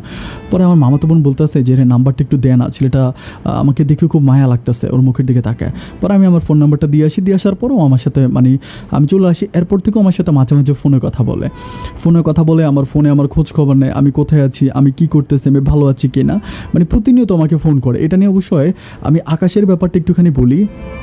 আকাশ কিন্তু যথেষ্ট ভালো একটা ছেলে। মানে এরকম হয় যে আমার একটা কল আসলে আকাশ রুম থেকে বেরিয়ে যায়, মানে আমার কেউ কল দিছে, মানে আমি যখন কলটা রিসিভ করতেছি না তখন আকাশ বেরিয়ে যায়। আকাশ বুঝতে পারে এটা কোনো পার্সোনাল কল। মানে কোনো দিন আমি এটা একদম নিশ্চিত করে বলতে পারবো পৃথিবীতে এমন কোনো নারী পাওয়া যাবে না, মানে এমন কোনো ছেলে পাওয়া যাবে না যে কিনা তার বুকে এতটা বিশ্বাস করে। আকাশ আমাকে এত পরিমাণ বিশ্বাস করে, এত পরিমাণ ভালোবাসে। যাই হোক, এরপরে দিন যাচ্ছে, তখন আকাশ আমার পাসপোর্টটা শ্যুট করে, আমার পাসপোর্ট কাগজপত্র সব কিছু নেওয়া, তখন আকাশ হচ্ছে ইতালিতে চলে যায়। আকাশ যখন ইতালিতে চলে যায় তখন আমি আমার মামাতো বোনের সাথে কিন্তু আমার সব কিছু আমার মামাতো বোনের সাথে হচ্ছে, মানে কথাবার্তা সব কিছু আমার মামাতো বোনের সাথে হচ্ছে। আকাশ বিদেশ যাওয়ার হচ্ছে 1.5 বছর পরে ওদের গ্রামের পাশেই হচ্ছে একটা সৌমনি আছে। হ্যাঁ, ওই সৌমনিতে সৌমনির পাশে একটা জায়গা বিক্রি করবে অনেক বড়, যেটার দাম হচ্ছে 40 লাখ টাকার মতো হবে, অনেক বড়, মানে প্রপারের জায়গাটা আর কি, অনেক মানে মার্কেট করবে আর কি এরকম। তখন একদিন আকাশ আমার সাথে ফোনে কথা বলে বলতেছে যে জায়গাটা আমি কিনবো, তো এখন তুমি কি বলো? আমি বললাম যে হ্যাঁ, এটা তো মার্কেটের মতো, জায়গাটা অনেক বড়, তাহলে তুমি কিনবা, সমস্যা কি, তুমি কিনো। এর মাঝে কিন্তু আকাশের অনেক টাকা আমার অ্যাকাউন্টে, আর এর মাঝে আমি কিন্তু মাঝে মাঝে হচ্ছে ওই যে মানে শ্রাবণের যে পারিবারিক অবস্থা, মানে শ্রাবণ চাকরি করে যে টাকা বেতন পায়, ওর সংসার কিন্তু খুব ভালো চলে না। মাঝে মাঝে ফোন দিলে ওর মন খারাপ শুনতে পায়, আমি কিন্তু ওকে টাকা দিই, মানে টাকা দিয়ে প্রচুর পরিমাণে হেল্প করি। একটা পর্যায়ে যেতে যেতে আকাশ হচ্ছে আমাকে মানে বলে যে সে জায়গাটা কিনবে। পরে আমি বললাম যে ঠিক আছে কিনো, তাহলে কথাবার্তা বলি। দেন সে আমাকে বলতেছে সে জায়গাটা আমার নামে কিনবে। এটা বলার পরে আমি একটু রেগে যাই যে তুমি আমার নামে কেন জায়গা কিনবা, তোমার বাবা আছে, তোমার ভাই আছে, দেন হচ্ছে তোমার বোন আছে, তুমি তোমার আব্বার নামে কিনো, এটা বলি। তখনও আমাকে বলে যে আব্বার নামে যদি আমি এত টাকা দিয়ে জায়গাটা কিনে, দেখা গেলো কি যে আব্বা মানে একটা অসুস্থ হলো, বাবা মারা গেল, তখন তো আমার ভাই বোন যা আছে সবাই মালিক হয়ে যাবে। আর মায়ের নামে কিনলে তো সেম সমস্যা, আর ভাইদের নামে কি আর জায়গা কিনা যায়? তখন আমি বলতেছি যে তাহলে তুমি কী করতে বলতেছো? ও বলে যে আমি তোমার নামে কিনবো, তুমি তো আমার বউ। পরে আমি তারা বলি যে আমি যদি তোমার জায়গা নিয়ে ভাইগা যাই, তখনও হাইসা বলে যে আল্লাহর পরে তোমারে বিশ্বাস করি, তুমি ভাইগা আর আমার ছেড়ে কোথায় যাবা? তাই এটা পড়ার পরে সে কী করে আমার মানে টাকা পয়সা পাঠায়, আব্বার অ্যাকাউন্টে পাঠায়, মানে আমার শ্বশুরের অ্যাকাউন্টে পাঠায়। সে বলতেছে যে বৌমার নামে, মানে ও বলেছে মানে আমার নামে কিনবে, আমার নাম বলে যে আমি রিয়ার নামে কিনবো। তো ওর বাবা মাও মোটামুটি অনেক ভালো, ওর বাবা মাও বলতেছে ঠিক আছে তুই তোর বৌমার নামেই কিন, মানে তোর বউয়ের নামেই কিন, সবাই অনেক খুশি হয়। অ্যান্ড তখন হচ্ছে 40 লাখ টোটাল সব কিছু মিলে 45 লাখ টাকা খরচ হয়, 46 লাখ টাকা খরচ হয়, 46 লাখ টাকা খরচ হয়। খরচ হওয়ার পরে হচ্ছে আমার নামে জায়গাটা রেজিস্ট্রি হয়। অ্যান্ড রেজিস্ট্রি হওয়ার পর এই খবরগুলো আমি কী করি, আমি সব কথাগুলো হচ্ছে মানে শ্রাবণের সাথে শেয়ার করি। কারণ আমার যদি প্রতিদিন আকাশের সাথে কথা হয় 10 মিনিট, শ্রাবণের সাথে আমার কথা হয় হচ্ছে দেখা গেল কি যে 2 ঘন্টা এরকম। কারণ শ্রাবণ আমাকে মানে প্রচুর পরিমাণ কল দেয়। আর আরেকটা ব্যাপার বলে রাখি, আমি কিন্তু তখন 2টা মোবাইল ব্যবহার করি। একটা মোবাইল ব্যবহার করি শুধুমাত্র শ্রাবণের সাথে কথা বলার জন্য, আরেকটা মোবাইল ব্যবহার করি আকাশের সাথে কথা বলার জন্য। পরে যখন আকাশ তো ও কাজ করে, ও একটা রেস্টুরেন্টে চাকরি করে, ওর আসলে সময় হয় না, 12 ঘন্টা 14 ঘন্টা মতো ডিউটি থাকে। এরপর বাসায় এসে খাওয়া দাওয়া করা, রান্নাবান্না করা, কাপড় চোপড় পরিষ্কার করা থেকে সব কিছু করতে গেলে ওর হাতে আর ওরকমভাবে আমার সাথে কথা বলার মতো ওরকম সময় বা ওরকম মন মানসিকতাও থাকে না। তো এরকম করে ওর সাথে আমার কথা হয় না। আমার শুধুমাত্র কন্টিনিউ কথা হচ্ছে মানে ইয়ের সাথে, শ্রাবণের সাথে আমার সবসময় যোগাযোগ, সবসময় কথাবার্তা। এভাবে যেতে যেতে যখন জায়গাটা আমার নামে নেওয়ার পরে এই কথাগুলো আমি শ্রাবণকে বলি, তখন শ্রাবণ আমাকে একসময় নিষেধ করে যে তুমি একটা সময় সবার কাছে শত্রু হয়ে যাবা, তোমার শ্বশুর শাশুড়ি সবাই মনে করবে যে তুমি তাদের ছেলেকে হচ্ছে ভুলভাল বুঝাও, তা না হলে কেন তোমার নামে জায়গা কিনছে। আমি তখন ওরে বলি যে এখন যদি ওরা যদি আমাকে মানে ভুল বুঝে তাহলে তো আমার কিছুই করার নাই, তাই না? ওনাদের ছেলে কিনছে, আমি কী বা করতে পারবো। তো এভাবে যাচ্ছে প্রায়, তার মাঝে আবার প্রায় 1-1.5 বছর, আরও প্রায় 1 বছর মতো কেটে যায়। অ্যান্ড 1 বছরে কিন্তু আমি শ্রাবণকে অনেক টাকা দিই বলতে ওর পারিবারিক সমস্যা থাকে, এর মাঝে ওর মা একবার মানে ওর মা অসুস্থ হয়, হসপিটালে নিয়ে যায়, ওইখানে অনেক টাকা লাগে, আমি হচ্ছে ওকে 20,000 টাকা দিই। এভাবে সবসময় টাকা দিয়ে আমাকে হেল্প করতেছি। আর ওর সাথে কিন্তু ও কিন্তু আমাকে সবসময় বলে যে মানে শারীরিক সম্পর্ক করার জন্য, ওইগুলোর জন্য আমাকে অফার করে। কিন্তু আমি এটা চিন্তা করি যে না, আকাশ তো আমাকে অনেক বেশি ভালোবাসে, আর আমি আকাশের বউ, হ্যাঁ, আমি এটা কখনো করবো না, আমি এটা করি না। ওকে আমি স্ট্রেট বলি যে তুমি যদি আমার সাথে সম্পর্ক রাখতে চাও তাহলে তোমার সাথে আমার সম্পর্ক হবে শুধুমাত্র ফোনে কথা, অ্যান্ড আমরা অ্যাজ এ ফ্রেন্ড হিসাবে থাকবো, আমাদের মাঝে অন্য কোনো সম্পর্ক থাকবে না, আমরা কোনো শারীরিক সম্পর্কে জড়াবো না। এটা বলার পরে এভাবে কথাবার্তা হচ্ছে। অ্যান্ড একটা পর্যায়ে আকাশ কী করে, আমার যে ওই পাসপোর্ট নিয়ে বানায় নেওয়া যায়, ওইখানে আমার ভিসা হয়, মানে ফ্যামিলি ভিসা হয়। অ্যান্ড ফ্যামিলি ভিসা হওয়ার পরে আকাশ আমাকে নিয়ে যাওয়ার জন্য সব কিছু ঠিকঠাক করে। অ্যান্ড এই কথাগুলো আমি শ্রাবণকে বলার পরে দেন শ্রাবণ হচ্ছে মানে একদিন প্রচুর পরিমাণ কান্না করে, মানে আগের মতো কান্না করে। আমার লাইক হচ্ছে 1 সপ্তাহের মতো বাকি আছে, 1 সপ্তাহ পর আমি চলে যাব, আমার ভিসা টিসা টিকেট মোটামুটি সব কিছু ঠিক হয়ে যায়। ও প্রচুর পরিমাণ কান্না করে। একদিন বলে যে আমি তোমার সাথে দেখা করার জন্য আমাকে বলো, আমি বলো আচ্ছা ঠিক আছে। একটা রেস্টুরেন্টে দেখা করতে যাই, রেস্টুরেন্টে দেখা করার পরে ও একটা কোরআন শরীফ নিয়ে আসে, মানে এটা কোরআন শরীফ নিয়ে আসে, ওর ব্যাগের মধ্যে কোরআন শরীফ ছিল, আমি কিন্তু জানতাম না। ও কী করে মানে কোরআনটা বের করে, মানে আমরা রেস্টুরেন্টে খাওয়া দাওয়া করার পরে কোরআনটা বের করে কোরআনটা টেবিলের উপরে রেখে বলতেছে যে রিয়া, আমি তোমাকে একটা কথা বলবো, তুমি কি আমার কথা শুনবা? আমি বললাম হ্যাঁ, শুনবো না কেন, বলো, শুনবো। ও বলে যে আমি তো অনেক অনেস্ট ছিলাম, মানে সৎ ছিলাম বললে কিন্তু তুমি আমাকে ভালোবাসছো। আমি বললাম হ্যাঁ, তোমার সততার জন্য কিন্তু আমি তোমাকে ভালোবাসছি। তখন সে আমাকে বলতেছে যে আল্লাহর এই পবিত্র কোরআনটাকে দেখতেছো না? আমি বললাম হ্যাঁ, তা তো দেখতেই পাচ্ছি, কোরআন শরীফ। ও আমাকে বলে যে আমি এই কোরআনে হাত দিয়া আল্লাহ তাআলাকে সাক্ষী করে বলতেছি যে তুমি যদি মানে তোমার স্বামীর কাছে চলে যাও, আকাশের কাছে চলে যাও, তোমার যেদিন ফ্লাইট হবে সেদিন আমি মারা যাবো।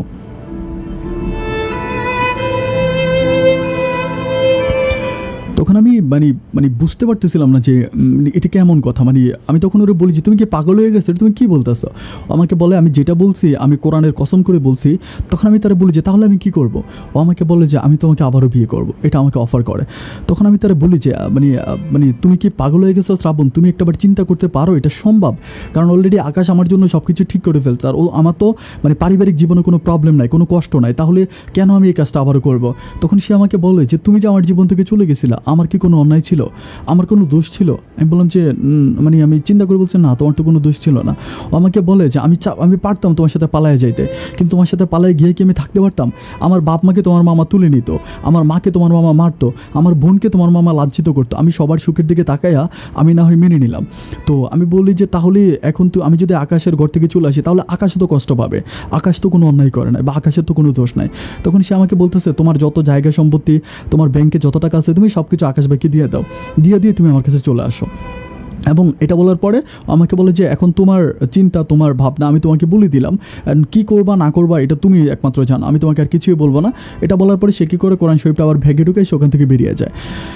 তখন আমি চিন্তা করতেছি যে আমি তখন হিসাবটা মিলাইতে পারতেছিলাম না যে আমি এখন কী করবো। বাসে আসার পর আমি প্রচণ্ড রকমের টেনশনে পড়ে যাই। মানে তখন ও ফোন দিয়ে আবার আমাকে রাতের বেলায় ফোন দিয়ে প্রচুর পরিমাণ কান্নাকাটি করে, প্রচণ্ড পরিমাণ কান্নাকাটি করে। ওখানে একটা কথা আমাকে বলে যে তুমি যাবার ঠিক আছে, তুমি আমার লাশ দেখবা, এটা বলে প্রচুর পরিমাণ আমাকে ব্ল্যাকমেল করতে থাকে। পরে আমি তখন আমার সব কিছু ঠিক হয়ে যায়।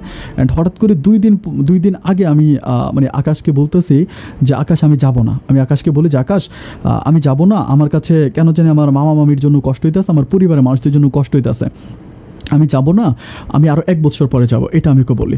তখন ও একরকম আমার সাথে রাগারাগি করে, যেটা তুমি কি বলতেছো, যে এত কষ্ট করে ভিসা প্রসেস করলাম, অ্যান্ড এত টাকা পয়সা খরচ করলাম, সব কিছু ঠিকঠাক করলাম, এখন তুমি বলতেছো যে তুমি যাবা না। তুমি না গেলে তুমি কি একবার চিন্তা করতে পারো যে আমার কতগুলো টাকা লস হয়ে যাবে, অ্যান্ড আমি কত বিশাল ক্ষতিগ্রস্ত হয়ে যাব। তখন আমি ওরা বলতেছি যে দেখো আমার যাইতে ইচ্ছে করতেছে না, এখন তুমি তো আমাকে জোর করে নিতে পারো না, আর তুমি আমাকে জোর করে নিলেও তো আমি থাকতে পারবো না। এটা বলে আমি প্রচুর পরিমাণ কান্নাকাটি করি ওর কাছে যে আকাশ প্লিজ তুমি একটু ওয়েট করো, আমি যাবো, এটা বলে বুঝাচ্ছিলাম। কারণ আমি এই জিনিসটা চিন্তা করতেছিলাম যে আমি আমার সুখের জন্য না হয় আকাশের কাছে চলে গেলাম, কিন্তু এদিক থেকে তো হচ্ছে শ্রাবণ হচ্ছে মরে যাবে, তাহলে আমি কেন এটা সহ্য করবো? অ্যান্ড এরভাবে আমি যখন মিস করি তখন শ্রাবণ আমাকে যেদিন আমার ফ্লাইট হবে সেদিন শ্রাবণ আমাকে ফোন এর আগেও শ্রাবণ আমাকে কল দেয়, বাট যেদিন আমার ফ্লাইট হবে সেদিন আমাকে বলে যে আজকে আমি ইচ্ছা মতো মিষ্টি খাইছি আমাকে বলে। ও কিন্তু মিষ্টি খেতে খুব পছন্দ করতো, শ্রাবণ কিন্তু মিষ্টি অনেক পছন্দ করে। তাই আমি বললাম যে কেন এত মিষ্টি খাইছো কেন? ও আমাকে বলে মিষ্টি খাইছি এই কারণে যে মানুষ নাকি মরার আগে তার শেষ ইচ্ছাটা পূরণ করে। আমি বললাম তাহলে? ও বলে যে আমি আমার শেষ ইচ্ছা পূরণ করছি, আমি মিষ্টিকে অনেক পছন্দ করি এজন্য পেট ভরে মিষ্টি খাইছি, আজকে তো রাতে আমি মরে যাবো। আমি বলি কেন আজকে রাতে মরে যাবো কেন? আমাকে বলে বাড়ে তুমি না চলে যাবো আজকে। আমি বলি আমি যে চলে যাবো এটা তোমার কে বলছে? ও বলে তোমার না বললে যে তোমার আজকে রাতে তোমার ফ্লাইট। আমি বললাম যে আমি কিন্তু শ্রাবণ আমি কিন্তু অলরেডি আকাশকে বলে দিছি যে আমি এখন যাব না, এটা আমি বলছি। বলার পরে ও বলে সত্যি তুমি বলছো? আমি বললাম হ্যাঁ আমি সত্যি এটা আমি এটা সত্যি আকাশকে বলে দিছি। এটা বলার পরেও এত খুশি হয় বলিয়ে বুঝাইতে পারবো না। ও খুশিতে যেন একদম মরিয়া হয়ে ওঠে। ও বলে সত্যি বলছো? আমি বললাম আমি সব কিছু বলে দিছি। বলে ও খুব খুশি, বলে তোমার সাথে একটু দেখা করবো। আমি বললাম আজকে না তাহলে কালকে দেখা করি। তার কালকে দেখা করার কথা বলে আমার সাথে কালকে আমার হচ্ছে ওদের ওই এলাকাতেই আমার নানু বাড়ির এলাকাতেই ওই পুকুর পাড়ে ও আমাকে বলে যে ওই পুকুর পাড়ে আমার সাথে দেখা করবে। পরে আমি বললাম যে ওই পুকুর পাড়ে কেন তুমি আমার সাথে দেখা করো? ও বলে তুমি ওই পুকুর পাড়ে আসো। আমি বললাম এখন আমি নানু বাড়িতে গেলে আমার মামা খুব সন্দেহ করবে, এতবার নানু বাড়িতে যাওয়া যায় না। ও বলে তুমি নানু বাড়ির কথা বলার দরকার কি, তুমি তোমার শ্বশুর বাড়িতে অন্য কিছু বলে আসো, এরপরে তুমি রাস্তা দিয়ে তুমি হচ্ছে এই পুকুর পাড়ে চলে আসবা, আমি তোমাকে রাস্তা থেকে রিসিভ করবো। তোর কথা মতো আমি কী করি, এর পরের দিন আমি যাই, ও আমাকে কী করে রাস্তা থেকে হচ্ছে পুকুর পাড়ে নিয়ে যায়। অ্যান্ড পুকুর পাড়ে গিয়ে আমরা দাঁড়ায় অনেকক্ষণ ধরে কথা বলি, ওর সাথে অনেকক্ষণ কথা বলি। অ্যান্ড ও আমাকে বলেছে আমি তোমাকে পুকুর পাড়ে বাংলাদেশে এত জায়গা থাকতে আমি তোমাকে পুকুর পাড়ে কেন আনছি বলো তো? আমি বললাম যে কেন আনছো? ও আমাকে বলে যে আমি আজকে থেকে তোমার সাথে আবার নতুন করে আমার সম্পর্কটা শুরু করলাম এই জন্য। তখন আমি ওরা বলতেছি যে শ্রাবণ তুমি কি বুঝতেছো যে আমি আসলে অন্য কারো বিবাহিতা স্ত্রী, এটা কি তোমার মাথায় আছে? ও আমাকে বলে যে তুমি সারা দুনিয়ার স্ত্রী হও বা যত যাই হও আমার এগুলো জানার কোনো দরকার নাই, আমি তোমাকে ভালোবাসি, আমি তোমাকে বিয়ে করবো। অ্যান্ড তুমি সব কিছু আকাশ ভাইয়ের যত রকমের টাকা পয়সা তোমার কাছে আছে, জায়গা সম্পত্তি আছে, তুমি সব ফিরিয়ে দাও। আমি তখন বলি যে তুমি এগুলো কী বলতেছো, পাগলের মতো কথাবার্তা বলে কোনো লাভ আছে? ও বলে যে না যেটা বলতেছি এটাই। অ্যান্ড অনেকক্ষণ কথাবার্তা বলে চলে যাই। এর প্রায় আরও 2 মাস কেটে যায়। 2 মাসের মাঝে আমার তখন কিন্তু আকাশের সাথে একটু আমার ঝগড়া হয়, ওই যে আমি যাই নাই এটা নিয়ে কিন্তু আকাশ আমার সাথে একটু রাগারাগি করে কথা বলে না। অ্যান্ড ওই গ্যাপটা আমার শ্রাবণের সাথে খুবই ক্লোজ সম্পর্ক হয়ে যায়। শ্রাবণ আমাকে প্রচুর পরিমাণ ভালোবাসে, আমিও আবার শ্রাবণকে আগের মতো ভালোবাসতে শুরু করি। সবশেষ আমি চিন্তা করতেছি যে যেহেতু রিলেশনটা এতটাই গভীর হয়ে গেছে তাহলে এখানে আর পিছু হেঁটে তো কোনো লাভ হবে না, আমি পিছু হাঁটবো না। আমি কি করব, আমি তখন হচ্ছে শ্রাবণের প্রতি খুবই দুর্বল হয়ে পড়ি। সবগুলো ব্যাপার কিন্তু আমি আমার মামাতো বোনকে সবসময় বলি। অ্যান্ড আমার মামাতো বোন আমাকে বলে যে এটা ঠিক হচ্ছে না বা এটা তুই করিস না। আমার মামাতো বোন আমাকে প্রচুর পরিমাণ বলে। আমি তার একটা কথাই বলি যে দেখ আমি শ্রাবণকে ভালোবেসে ফেলছি, এখন আর আমি শ্রাবণের কাছ থেকে ফিরতে পারবো না। এটা বলার পর আমি আমার মামাতো বোনকে যত কিছু বলে, আমার মামাতো বোন বলে এগুলো করিস না, আমাকে বলে, কিন্তু আমি আমার মনকে বুঝাইতে পারি না। একটা পর্যায়ে আমি কি করি, আমি হচ্ছে সব কিছু আমি সিদ্ধান্ত নিই যে আমার কাছে যত জায়গা সম্পত্তি আছে, আমার যেমন ও যে জায়গাটা কিনছিল এবং আমার ব্যাংকে যে টাকাগুলো আছে আমি সবগুলো টাকা ওকে ফিরিয়ে দিব।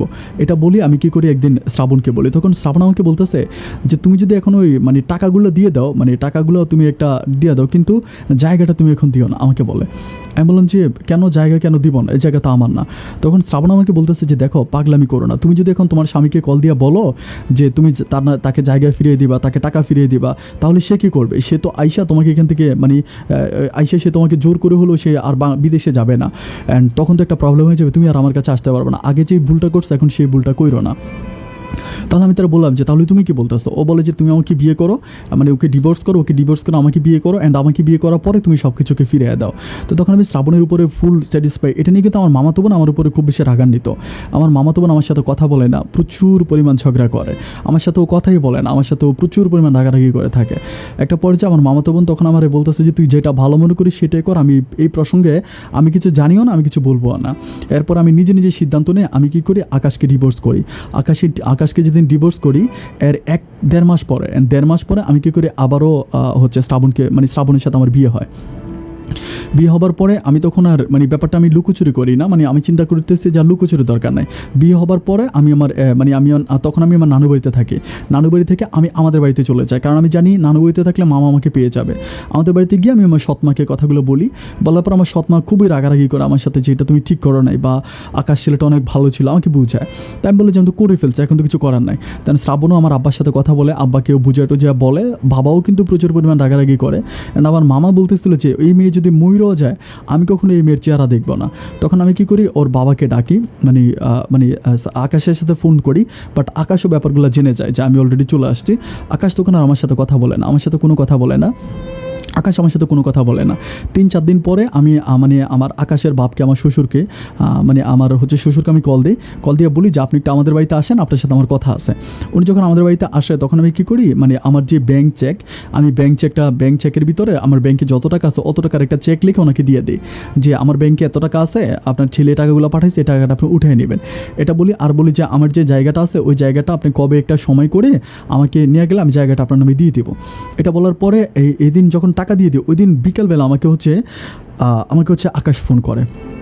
আকাশ ফোন করে আমাকে বলতেছে যে আমাকে আপনি করে বলে, আপনি নাকি আমার আব্বাকে চেক লিখে দিয়েছেন। আমি বলি হ্যাঁ, তোমার অ্যাকাউন্টে আমার যত টাকা ছিল, আমার অ্যাকাউন্টে তোমার যত টাকা ছিল আমি সব টাকা তোমার আব্বাকে দিয়ে দিছি।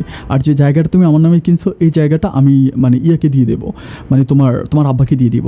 তখনও আমাকে বলতেছে যে আমার এই জায়গা দরকার নেই। ও খুব কান্নাকাটি করে বলে যে আমি যদি একদিনের জন্য তোমার স্বামী হয়ে থাকি, তুমি যদি আমাকে স্বামী মনে করে থাকো, তাহলে আমি তোমার কাছে রিকোয়েস্ট করতেছি যে তুমি আমার এই জায়গাটা ফিরিয়ে দিবা না। এই জায়গাটা আমি তোমার নামে কিনছি, তুমি অন্যের সংসারে থাকো, অন্যের ঘরে থাকো, এতে আমার কোনো আপত্তি নাই, কিন্তু আমি তোমাকে আমার জীবনে বউ একবারই হয়। আমি তোমাকে বউ হিসাবে মেনেছি এবং তুমি আমার বউ। ঠিক আছে, তুমি যেহেতু চলে গেছো তাহলে প্লিজ তুমি আমাকে জায়গাটা তুমি আমাকে ফিরিয়ে দিবা না, এটা তুমি তোমার কাছে রেখে দাও, অ্যান্ড এটা তোমার ভবিষ্যতে কাজে আসবে। এটা বলার পরে তখন আকাশের সাথে তখন কিন্তু শ্রাবণ আমাদের বাড়িতে আসে। শ্রাবণকে আমি ব্যাপারগুলো বলি যে শ্রাবণ এই ঘটনা, এখন আকাশ তো জায়গায় নিতে যাচ্ছে না। তো শ্রাবণ আমাকে বুঝায় যে ঠিক আছে, কোনো প্রবলেম নাই, কিছু হবে না। এরকম করার পর আমি কী করি, তখন শ্রাবণদের বাড়িতে থাকি। শ্রাবণরা একটা ঘর বানায়, আমি একটা ঘর বানাই খুব সুন্দর করে। ওই ঘরে অত পাকা না, টিন দিয়ে ঘরটা বানানো হয়, ওই ঘরে আমি থাকি। তখন শ্রাবণকে বলতেছি যে জায়গাটা আমার নামে থেকে কী লাভ, আমি এটা কী করবো, অ্যান্ড আকাশ তো এটা আমার কাছ থেকে নিতে চায় না এবং আকাশ নিবেও না। তখন শ্রাবণ আমাকে বলে যে তুমি একটা কাজ করো, তুমি জায়গাটাতে একটা মাদ্রাসা বানাও। আমাকে বলে যে জায়গাটা একটা মাদ্রাসা বানাও, এটা আমাকে বলে। তাই আমি বললাম যে আইডিয়া তো খুব ভালো দিছো, আমার তো মা নাই, তাইলে হচ্ছে যে আমি একটা মাদ্রাসা বানাইতে পারি, এটা আমি বলি। তখন আমি আকাশকে আরও ফোন করি, বাট আকাশ আমার আর কোনো কল রিসিভ করে না, আমার সাথে আর কোনো কথাই বলে না। আমি যতই কল দিই ও আমার কল আর ধরে না। পরে এই কথা আমাকে শ্রাবণ বলে। পরে আমি বলি যে আচ্ছা ঠিক আছে, তুমি সব কিছু ঠিকঠাক করো, তাহলে আমি এখানে একটা মাদ্রাসা করব। এখন কিছুদিন যাওয়ার পরে আকাশ শ্রাবণ আমাকে বলতেছিল যে শোনো রিয়া, একটা মাদ্রাসা পাইছিলাম, ওই মাদ্রাসাটা ভাড়া চলতেছে আমাদের এলাকা থেকে একটু দূরে, এটা একটা এতিমখানা। পরে বলতেছে ওইটা এতিমখানা, মাদ্রাসাটা ভাড়া, ওইখানে বাচ্চা কাচ্চা আছে প্রায় 30 জনের মতো। তুমি যদি এই জায়গাটা হুজুরের নামে লিখে দাও, তাহলে হুজুর হচ্ছে এখানে একটা মাদ্রাসা বানাবে, ওইটা যে প্রিন্সিপাল। তাই আমি বললাম যে আমি হুজুরের নামে কেন লিখে দেবো? ও বলে তুমি হুজুরের নামে লিখে দিবা, হুজুর বাচ্চাদের দায়িত্ব নিয়ে এটা হুজুর এখানে মাদ্রাসা বানাবে, হুজুর সব কিছু করবে। তো আমি বললাম যে তাহলে তো ঠিক আছে, তুমি হুজুরকে আনো। তো হুজুর কী করে, আমাদের বাসায় আসে। আসার পরে আকাশে শ্রাবণের সাথে আসে।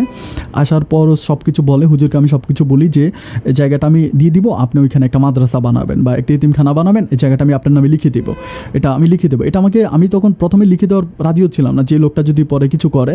তো আমাকে শ্রাবণ বলতেছিল যে উনি হচ্ছে বাচ্চাদের দায়িত্বে উনি আছে, হ্যাঁ, উনি আজকে প্রায় ওখানে 40 বৎসরের মতো উনি ওই মাদ্রাসাটা চালাইতেছে। সুতরাং এই লোকটা অনেক সৎ, তুমি ওনাকে জায়গাটা দিয়ে দাও, এটা তোমার নামে থাকলে আমার নিজের কাছে অনেক বেশি ঝামেলা মনে হয়। আমার কাছে মনে হয় যে জায়গাটা তোমার নামে, জায়গাটা যিনি কেমন দেখে এটা আমার কাছে। একটা পর্যায়ে আমি কী করলাম, আচ্ছা ঠিক আছে, তাহলে আমি এটা নিয়ে কথাবার্তা অনুসারে ওকে নিয়ে আমি কী করি, ইয়েতে যাই, রেজিস্ট্রি অফিসে গিয়ে আমি জায়গাটা হুজুরের নামে রেজিস্ট্রি করে দিই। হুজুরের ছবি টবি সব কিছু থাকে, আমি সিগনেচার করে দিই, বাসা থেকেই সিগনেচার করে দিই, হুজুরের ছবি থাকে, আমি সিগনেচার করে দিই। সিগনেচার করে দেওয়ার পরে যথারীতি ওরা চলে যায়। এখন চলে যাওয়ার পরে যেটা হচ্ছে সেটা হচ্ছে প্রায় 3-4 মাস কেটে যায় এভাবে। আমি তখন শ্রাবণকে জিজ্ঞেস করি, শ্রাবণ ওখানে কি মাদ্রাসা হয়েছে, মাদ্রাসা বানাইছে? তখন শ্রাবণ আমাকে বলে হ্যাঁ, মাদ্রাসা তো বানাইছে, অনেক সুন্দর একটা মাদ্রাসা হয়েছে, এরকম বলে। তো আমি বলি যে আমি একদিন দেখতে যাব। বলে না, এখনও কাজ কমপ্লিট হয় না, কাজ চলতেছে। তো আমি চিন্তা করতেছি, কাজ চলতেছে, এরকম করতে করতে প্রায় 6-7 মাসের মতো কেটে যায়। বাট ও আমাকে বলে যে কাজ চলতেছে, এরকম করে আমাকে বোঝাচ্ছিল। যেতে যেতে প্রায় 8-9 মাসের মতো কাটে। 8-9 মাস হওয়ার পরে আমি কি করি, এর মাঝে বাচ্চা কনসেপ্ট করি। আমি যখন বাচ্চা কনসেপ্ট করি তখন আমি আকাশকে শ্রাবণকে বলতে থাকি যে আমার বাবুটা তো হবে, এখন তো আর আমি যাইতে পারবো না। তো তখন আমি আর যাইতে পারি না, আমার বাবু হয়, আমার একটা হচ্ছে মেয়ে বাবু হয়। মেয়েটা হওয়ার পরে আমি কি করি, অনেক খুশি হই, মানে আমি প্রচুর পরিমাণ খুশি হই। তখন আমি মানে শ্রাবণের কাছে রিকোয়েস্ট করি যে আমার মেয়েটাকে নিয়ে আমি প্রথম আমার মেয়েটাকে কোলে করে আমি ইয়েটা দেখতে যাব, মাদ্রাসাটা দেখতে যাব। এটা বলার পর আমি কি করি, একদিন মানে সবসময় বলি ও আমাকে নেয় না, মানে কোনো সময় আমাকে নিতে চায় না। একটা সময় আমি কি করি, জোর করে আমার মেয়েটাকে নিয়ে আমি ইচ্ছা করে ওই জায়গাটার মধ্যে যাই। অ্যান্ড ওই জায়গাটার মধ্যে যাওয়ার পর আমি যেটা দেখতে পাই যে আসলে শ্রাবণ আমাকে যেটা বলেছিল যে ওটা মাদ্রাসার জন্য বানাবে বা মাদ্রাসাটা এরকম কিছু হবে, বাট ওরকম কিছুই না। আমি দেখতে পাই যে এটা মানে এক ধরনের বিশাল একটা মার্কেট, অনেক বড় একটা মার্কেট। এবং মার্কেটের মানে শ্রাবণ মহল, মানে মার্কেটের সামনে একটা সাইনবোর্ডে লেখা আছে শ্রাবণ মহল, মানে আমার স্বামীর নাম ছিল শ্রাবণ মহল লেখা। এবং ভিতরে হচ্ছে মানে যেহেতু এটা একটা মানে লাইক হচ্ছে পৌরসভার মতোই ছিল জায়গাটা, তো এখানে প্রচুর পরিমাণ কাপড়ের দোকান, তারপরে লন্ড্রি, অনেক কিছু, মানে একদম পুরো অনেক বড় একটা মার্কেট। প্রায় অনেকগুলো দোকান, ওখানে প্রায় 30-40টা মতো দোকান দিয়ে দেয়। আমি তখন বুঝতে পারতেছিলাম না যে কিরে এটা কেমন কথা, আমি তো কিছুই মিলাইতে পারতেছি না। তখন আমি আমার মেয়েটাকে কোলে করে বাসা আসার পরে আমি শ্রাবণকে জিজ্ঞেস করি যে শ্রাবণ, আমি তো এখানে গিয়েছিলাম, এই ঘটনা। ও আমার সাথে প্রচুর পরিমাণ রেগে যায়, মানে রেগে যায় বলতে আমাকে গালাগালি করতে থাকে, তুমি ওখানে কেন গেছো, তোমার কে যাইতে বলছে, মানে প্রচুর পরিমাণ আমার উপর টর্চারিং করে, মানে আমাকে পারে না, ও গায়ে হাত তুলবে। এটা নিয়ে শ্রাবণের সাথে আমার একটা ঝগড়া হয়ে যায়, আমি আর ওর সাথে কথা বলি না, মানে প্রচুর পরিমাণ ঝগড়া করি। একটা সময় আমি কী করি, মানে রাগারাগি করে আমি তখন ওদের বাড়ি থেকে আমাদের বাড়িতে চলে আসি। আমি প্রায় 1 মাস হয়ে যায়, শ্রাবণ যায়, কিন্তু আমি আর শ্রাবণের বাড়িতে যাই না। মানে আমি মনে বিশাল পরিমাণ কষ্ট পাই, কারণ আমি জায়গাটা মাদ্রাসার নামে দিয়েছিলাম, তাহলে কেন মাদ্রাসা না বানায় এখন কেন চালাকি করলো। আচ্ছা, আরেকটা ব্যাপার আমি রেখে গেছি, এটা বলে রাখি, আমি যে হুজুরের নামে রেজিস্ট্রি করে জায়গাটা দিয়েছিলাম, আসলে ওই হুজুরের ছবিটা ছিল উপরে, হুজুরের ছবির নিচে ছিল আমার জামাইয়ের ছবিটা। মানে আমার জামাইয়ের ছবি ছিল, হুজুরের ছবিটা ছিল, বাট হুজুরের ছবির নিচে আমার জামাইয়ের ছবিটা ছিল। আমি কিন্তু ঠিকানাগুলো পড়ি নাই, আমি জাস্ট সিগনেচার করে দিয়েছি ছবিটাই দেখা। কিন্তু সবশেষ আমি জানতে পারছি যেটা মানে শ্রাবণ চালাকি করে জায়গাটা ও আমার কাছ থেকে ওর নামে নিয়ে নিছে, এবং ওই হুজুরের সাথেও কন্ট্রাক্ট করছে, হুজুরকে নাকি কিছু টাকা দিছে, টাকা দেওয়ার কারণে হুজুর মানে এটা হুজুরের টাকা দিছে, ওই এতিমখানার নামে কিছু টাকা দিছে, টাকা দেওয়াতে হুজুররা রাজি হয়ে গেছে। আমি সবশেষ হুজুরটার সাথে যোগাযোগ করতেছিলাম, হুজুর আমাকে বলতেছিল যে দেখেন আমাদের মাদ্রাসার নামে উনি কিছু টাকা দিছে, ওই টাকাটার কারণে আমরা এই কাজটা করছি, কারণ আমরা তো কিছু টাকা পাইছি, এটা উনি আমাকে বলে। আমি প্রচুর পরিমাণ কান্নাকাটি করি যে মানে আমার ওর প্রতি আমি আগেই বলেছিলাম যে আমি প্রচুর পরিমাণ অনেস্ট পছন্দ করি, সৎ থাকতে হবে। আমি আকাশের ঘর থেকে চলে আসছি, কিন্তু আমি আকাশের একটা টাকাও মেরে খাই নাই, আমি আকাশের সবগুলো টাকা আকাশকে ফিরিয়ে দিছি, ফিরিয়ে দিছি, বা আকাশের কোনো টাকা আমি কিছু মেরে খাইতে চাই না। আমি কিন্তু আমার এই জায়গাটাও আকাশকে দিয়ে দিতে চাইছিলাম, কিন্তু আকাশ নিতেছে না, এটাও আমাকে কসম করে বলে, যার জন্য ওটাও নেই না, আমি মাদ্রাসার নামে দিছি। এখন ও আমার বিশ্বাস ভেঙে দিছে, মানে বিশ্বাস ভেঙে দিছে। আমি তখন একটা পর্যায়ে প্রচুর পরিমাণ রেগে যাই, রেগে আমি বলি যে আমি তোমার নামে মামলা করব, মানে প্রতারণা মামলা করব। এটা বলে ও আমাকে একবার বুঝাইতে আসছে যে দেখো আমি জায়গাটা তোমার ফিরিয়ে দিব, তুমি কোনো টেনশন করো না, প্লিজ আমি জায়গাটা তোমার ফিরিয়ে দিব, তুমি একটু আসো। এটা বলেও আমাকে বুঝিয়ে শোনে আমাদেরকে, মানে আমাদের বাড়ি থেকে তখন ওদের বাড়িতে আমাকে আনে। আনার পরে এই কথাগুলো কিন্তু সব কথা কিন্তু আমার সবসময় আমার মামাতো বোন কাজলের সাথে কিন্তু আমার সব কথাগুলো হচ্ছিল। ওদের বাড়িতে আসি, অ্যান্ড ওদের বাড়িতে আসার পরে ওর বাপ মা মিলে আমাকে বুঝায় যে আমার মাও বোঝায় যে বৌমা ঠিক আছে, কোনো সমস্যা নাই, আমি তোমাকে জায়গাটা ফিরিয়ে দেবো। কিন্তু ওদের বাড়িতে আসার পর থেকে মানে আমার অবস্থাটা এমন হয় যে আমি কেমন জানি, আমি আগে যেরকম একটু তেজি ছিলাম বা অনেক কিছু ছিলাম, বাট আমার এরকম মানে আস্তে আস্তে আমি নিস্তেজ হয়ে যায়, আমার কোনো কিছু ভালো লাগে না, আমি কেমন জানি হয়ে যায়, মানে আমি এক ধরনের পাগলের মতো হয়ে যাই। অ্যান্ড পাগলের মতো হতে হতে একটা সময় আমার এরকম হয়েছে, আমি নিজে খাওয়া দাওয়া করি না, ঘুমাই না, হাঁটতে হাঁটতে কথা বলি, মানে একরকম পুরো পাগল হয়ে যায়। অ্যান্ড পুরো পাগল হয়ে যাওয়ার পরে ওরা আমাকে হসপিটালে ভর্তি করায়। অ্যান্ড হসপিটালে ভর্তি করানোর পর থেকে মানে সম্পূর্ণ রকমের একটা পাগলা গারদে আমাকে রাখা হয়।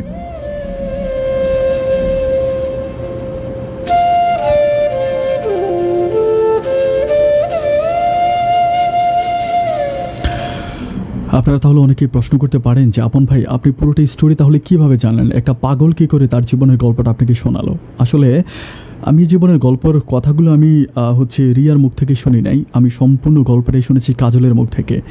এবং সবশেষ আমাকে পুরোটা স্টোরি আমাকে এতক্ষণ পর্যন্ত আমি যত কথা বললাম যে সম্পূর্ণ কথাগুলো আমাকে কাজল বলেছিল যে এই হচ্ছে ঘটনা ভাইয়া, শেষ পর্যন্ত তার সাথে এটা হয়েছে, এবং স্টিল সে এখনও পাগল হিসাবেই আছে। তার একটা মেয়ে সন্তান আছে, মেয়ের সন্তানটাকে ওই বাড়ি থেকে নিয়ে আসা হয়েছে, মানে কাজল হচ্ছে মেয়েটাকে নিয়ে আসছে ওদের বাড়িতে, কাজল মেয়েটাকে ওর কাছে রেখে বড় করতেছে, ওর বাড়ি থেকে বড় করতেছে। এবং ওর কাজলেরও নিজের একটা মেয়ে আছে, কাজলের মেয়ে আছে, অ্যান্ড কাজলের মেয়ের সাথে সাথে ওই মেয়েটাকেও কাজল রাখতেছে। এবং কাজল আমাকে বলতেছে যে ওর জীবনটা যেরকম হয়েছে এখন ওর মেয়ের জীবনটাও সেম ওর মতোই হবে, মানে রিয়ার জীবনটা যেভাবে ছোটোবেলা থেকে কাটছে এবং ওর মেয়ের মানে ওর মেয়ের জীবনটাও হয়তো এভাবেই সারাটা জীবন কাটবে। আমাকে এই পুরোটা গল্পে কাজল বলেছে এবং এই স্টিল এই মুহূর্ত পর্যন্ত আজকে প্রায় 2 বছরেরও বেশি সময় রিয়া পাগল আছে। এবং রিয়াকে পাগল করা যেভাবে হয়েছিল সেটাও বলে রাখি, ওকে নাকি সিলের মাংস খাওয়ানো হয়েছিল। ওর শাশুড়ি মানে খাবারের সাথে ওর শাশুড়ি আর ওর জামাই সবাই মিলে খাবারের সাথে ওকে সিলের মাংস খাওয়াই দিয়েছিল। এবং সিলের মাংস আই ডোন্ট নো যে এটা আসলে কতটুকু ট্রু বা কি, বাট সিলের মাংস খেলে নাকি মানুষ পাগল হয়ে যায়। এটা মানে এটা আমাকে কাজল বলে এবং সম্পূর্ণ স্টোরিটা আমাকে কাজল লিখে পাঠিয়েছে। এটা হচ্ছে মূল কথা। এবং কাজল আমাকে শেষ পর্যন্ত রিকোয়েস্টও করেছে যে ভাই আপনি এই গল্পটা প্রচার করবেন, এটা আপনার কাছে আমার খুব রিকোয়েস্ট। কোজ আপনার চ্যানেলে আমরা বেশিরভাগই ছেলেদের গল্প শুনতে পাই, যদি মেয়েদেরকেও একটা গল্প বলেন আমার খুব ভালো লাগবে, আপনি এই জীবনের গল্পটা প্রচার করবেন। দর্শক শ্রোতা সবাইকে প্রথমত অনেক বেশি ধন্যবাদ পুরোটা গল্প আমার সাথে খুবই মনোযোগ দিয়ে শোনার জন্য। আসলে আমার খুব অভিযোগ থাকে বলতে কি যে আমি কিছু ব্যাপার বলে রাখি, সেটা হচ্ছে আমি প্রতিটা গল্প শেষে একটা কথা বলি যে আমি বাংলাদেশে থাকি না, বাংলাদেশের বাইরে থাকি। যদি বাংলাদেশে থাকতাম তাহলে আমি অবশ্যই চেষ্টা করতাম যে যার গল্প তাকে এনে গল্পটা প্রচার করার জন্য। আমি যেহেতু তাকে পাচ্ছি না, সুতরাং তার মুখ থেকে গল্পটা শুনে আমি নিজে জাস্ট গল্পটা সাজিয়ে আপনাদেরকে বলি। আমার এই ইউটিউব চ্যানেলে যতগুলো মানে ভিডিও আছে, আল্লাহ সাক্ষী আপনি বিশ্বাস করেন কিনা যায় না, একটা স্টোরিও কারো বানানো না, আমাকে কেউ স্টোরিগুলো বানিয়ে দেয় না। প্রত্যেকটা স্টোরি আমি মানুষের মুখ থেকে শুনেছি এবং শুধুমাত্র আমি আমার মতো করে স্টোরিটা সাজিয়ে আপনাদের কাছে প্রচার করি, এতটুকুই। মানে স্টোরিটা অন্যের বাস্তব জীবন থেকে নেওয়া, আমি শুধু কথাগুলোকে সাজিয়ে বলি। কারণ উনি যেভাবে আমাকে লিখে পাঠায়, আমি যদি ওভাবে আপনাদেরকে বলি তাহলে আপনারা গল্পটা শুনে মজা পাবেন না। আমি শুধু আপনাদেরকে মজা দেওয়ার জন্য কথাগুলোকে সাজিয়ে বলি, বাট আল্লাহ সাক্ষী প্রত্যেকটা গল্প মানুষের বাস্তব জীবন থেকে নেওয়া। প্রথম কথা হচ্ছে, যদি এই গল্পের মাঝে আপনি কিছু না বুঝে থাকেন, যদি মনে হয় যে এই লিরিক্সটা আপনি বুঝেন নাই, তাহলে আপনি আমাকে কমেন্টস করতে পারেন। আমি আপনাকে যথারীতি কমেন্টস বক্সে আপনার জন্য উত্তর পাঠাবো যে এটা আসলে এই থেকে এই হয়েছে, আমি আপনাকে বলে পাঠাবো। ডিয়ার ভিউয়ার্স, গল্প করার শুরুতে একটা কথা বলেছিলাম যে জীবনে চাহিদা থাকা ভালো। আমাদের জীবনে আমরা দুটো কারণে কষ্ট পাই। প্রথম কারণ হচ্ছে আমরা হারিয়ে ফেলা মানুষটাকে ভুলতে পারি না, এর দ্বিতীয় কারণ হচ্ছে পেয়ে যাওয়া মানুষটাকে মূল্যায়ন করি না। গল্পের শুরুতে আমি এই কথাটা বলেছিলাম এবং এই কথাটার আপনি বাস্তবে একটা রূপ কিন্তু পেয়ে গেলেন। রিয়া যদি ওর স্বামীকে ভালোবাসতো, মানে যিনি ছিল আকাশ ভাইকে যদি সে মানে আকাশ ভাইয়ের সাথে থাকতো, তার যদি মানে যে মানুষ চলে গেছে তাকে সে ভুলে যেতে পারতো, যে চলে গেছে তাকে যদি ভুলে যেতে পারতো, তাহলে কিন্তু তার জীবনে আজ এই রকম ঘটনা ওর জীবনে ঘটতো না। ওর জীবনে কিন্তু এরকম ঘটনাটা ঘটতো না, যেটা কাজলের জীবন রিয়ার জীবনে ঘটেছে, এটা কিন্তু রিয়ার জীবনে ঘটতো না। রিয়া শুধু চলে যাওয়া জিনিসটাকে ভুলতে পারেনি আর পেয়ে যাওয়া জিনিসটাকে মূল্যায়ন করতে পারেনি। আপনি খুব খেয়াল করে শুনবেন, চলে যাওয়া জিনিসটাকে ভুলতে পারেনি আর পেয়ে যাওয়া জিনিসটাকে মূল্যায়ন করতে পারেনি, যার জন্য তারা যে করুন পরিণতি। আমি ওর ছবিটা দেখেছিলাম, মানে আমার কাছে এত মায়া লাগতেছিল মেয়েটাকে দেখিয়েছে। আল্লাহ মানে এমন একটা মেয়ে আমি চিন্তা করতে পারি না যে আল্লাহ এত সুন্দর করে আল্লাহ তাকে বানিয়েছে। আজকে তার পরিস্থিতি এমন এবং 2.5 বছরের মতো সে আজকে পাগল হয়ে আছে এবং আই ডোন্ট নো যে কতদিন সে এভাবে পাগল থাকবে। এরই মাঝে জায়গাটার বা শেষ পর্যন্ত কী হলো আর উনি আমাকে কিছু লিখে পাঠায়নি, অতটুকুই ছিল। যাই হোক দর্শক শ্রোতা, জীবনে চাহিদা থাকা ভালো। আবার বলি, জীবনে চাহিদা থাকা ভালো, এতটা চাহিদা থাকা ভালো না যতটা চাহিদা থাকলে আপনার জীবনটা ঘটতে পারে রিয়ার জীবনের মতো। এই জন্য যেটা পেয়েছেন, যেটা চলে গেছে সেটা ভুলে যান, যেটা আছে সেটাকে আঁকড়ে ধরেন, আর যেটা পেয়েছেন সেটাকে অনেক বড় মনে করে আল্লাহর কাছে শুকরিয়া আদায় করে জীবনটা পার করে দেন। একটা কথা মনে রাখবেন, আমাদের এই ছোট্ট জীবন, এটা দুনিয়া। আমি জানি যে অনেকেই বলে যে আপন ভাই আমি এটা পাই না, ওটা পাই না, আমি এটা চেয়েছি ওটা চেয়েছি, আল্লাহ আমাকে এই দেন ও দেন। আরে ভাই, আপনি যদি সব কিছু পেয়ে যান তাহলে তো এটা দুনিয়া থাকে না। দুনিয়াতে মানুষ সব কিছু পায় না, এটা দুনিয়া। এই দুনিয়াতে আপনি সব কিছু পাবেন না। আপনি মৃত্যুর পর যখন আপনি জান্নাতে যাবেন, ওই জান্নাতে গেলে আপনার সবচেয়ে পূরণ হবে। সুতরাং দুনিয়াতে যেটা পূরণ হয়েছে সেটা আলহামদুলিল্লাহ বলেন, আর যেটা পূরণ হয় নাই সেটা মৃত্যুর পর জান্নাতে গিয়ে পাবেন। সেই স্বপ্ন লালন করে ছোট্ট জীবনটা কাটিয়ে দেন। সবাই অনেক ভালো থাকবেন, সুস্থ থাকবেন, এই শুভকামনায় আজকের মতো আমি এখানেই বিদায় নিচ্ছি। অন্য কোনো দিন অন্য কারো জীবনের গল্প নিয়ে, জীবনের গল্প অনুষ্ঠানে আমি আবারও হাজির হয়ে যাবো। সেই পর্যন্ত সবাই ভালো থাকবেন আর হ্যাঁ, সুস্থ থাকবেন। আসসালামু আলাইকুম।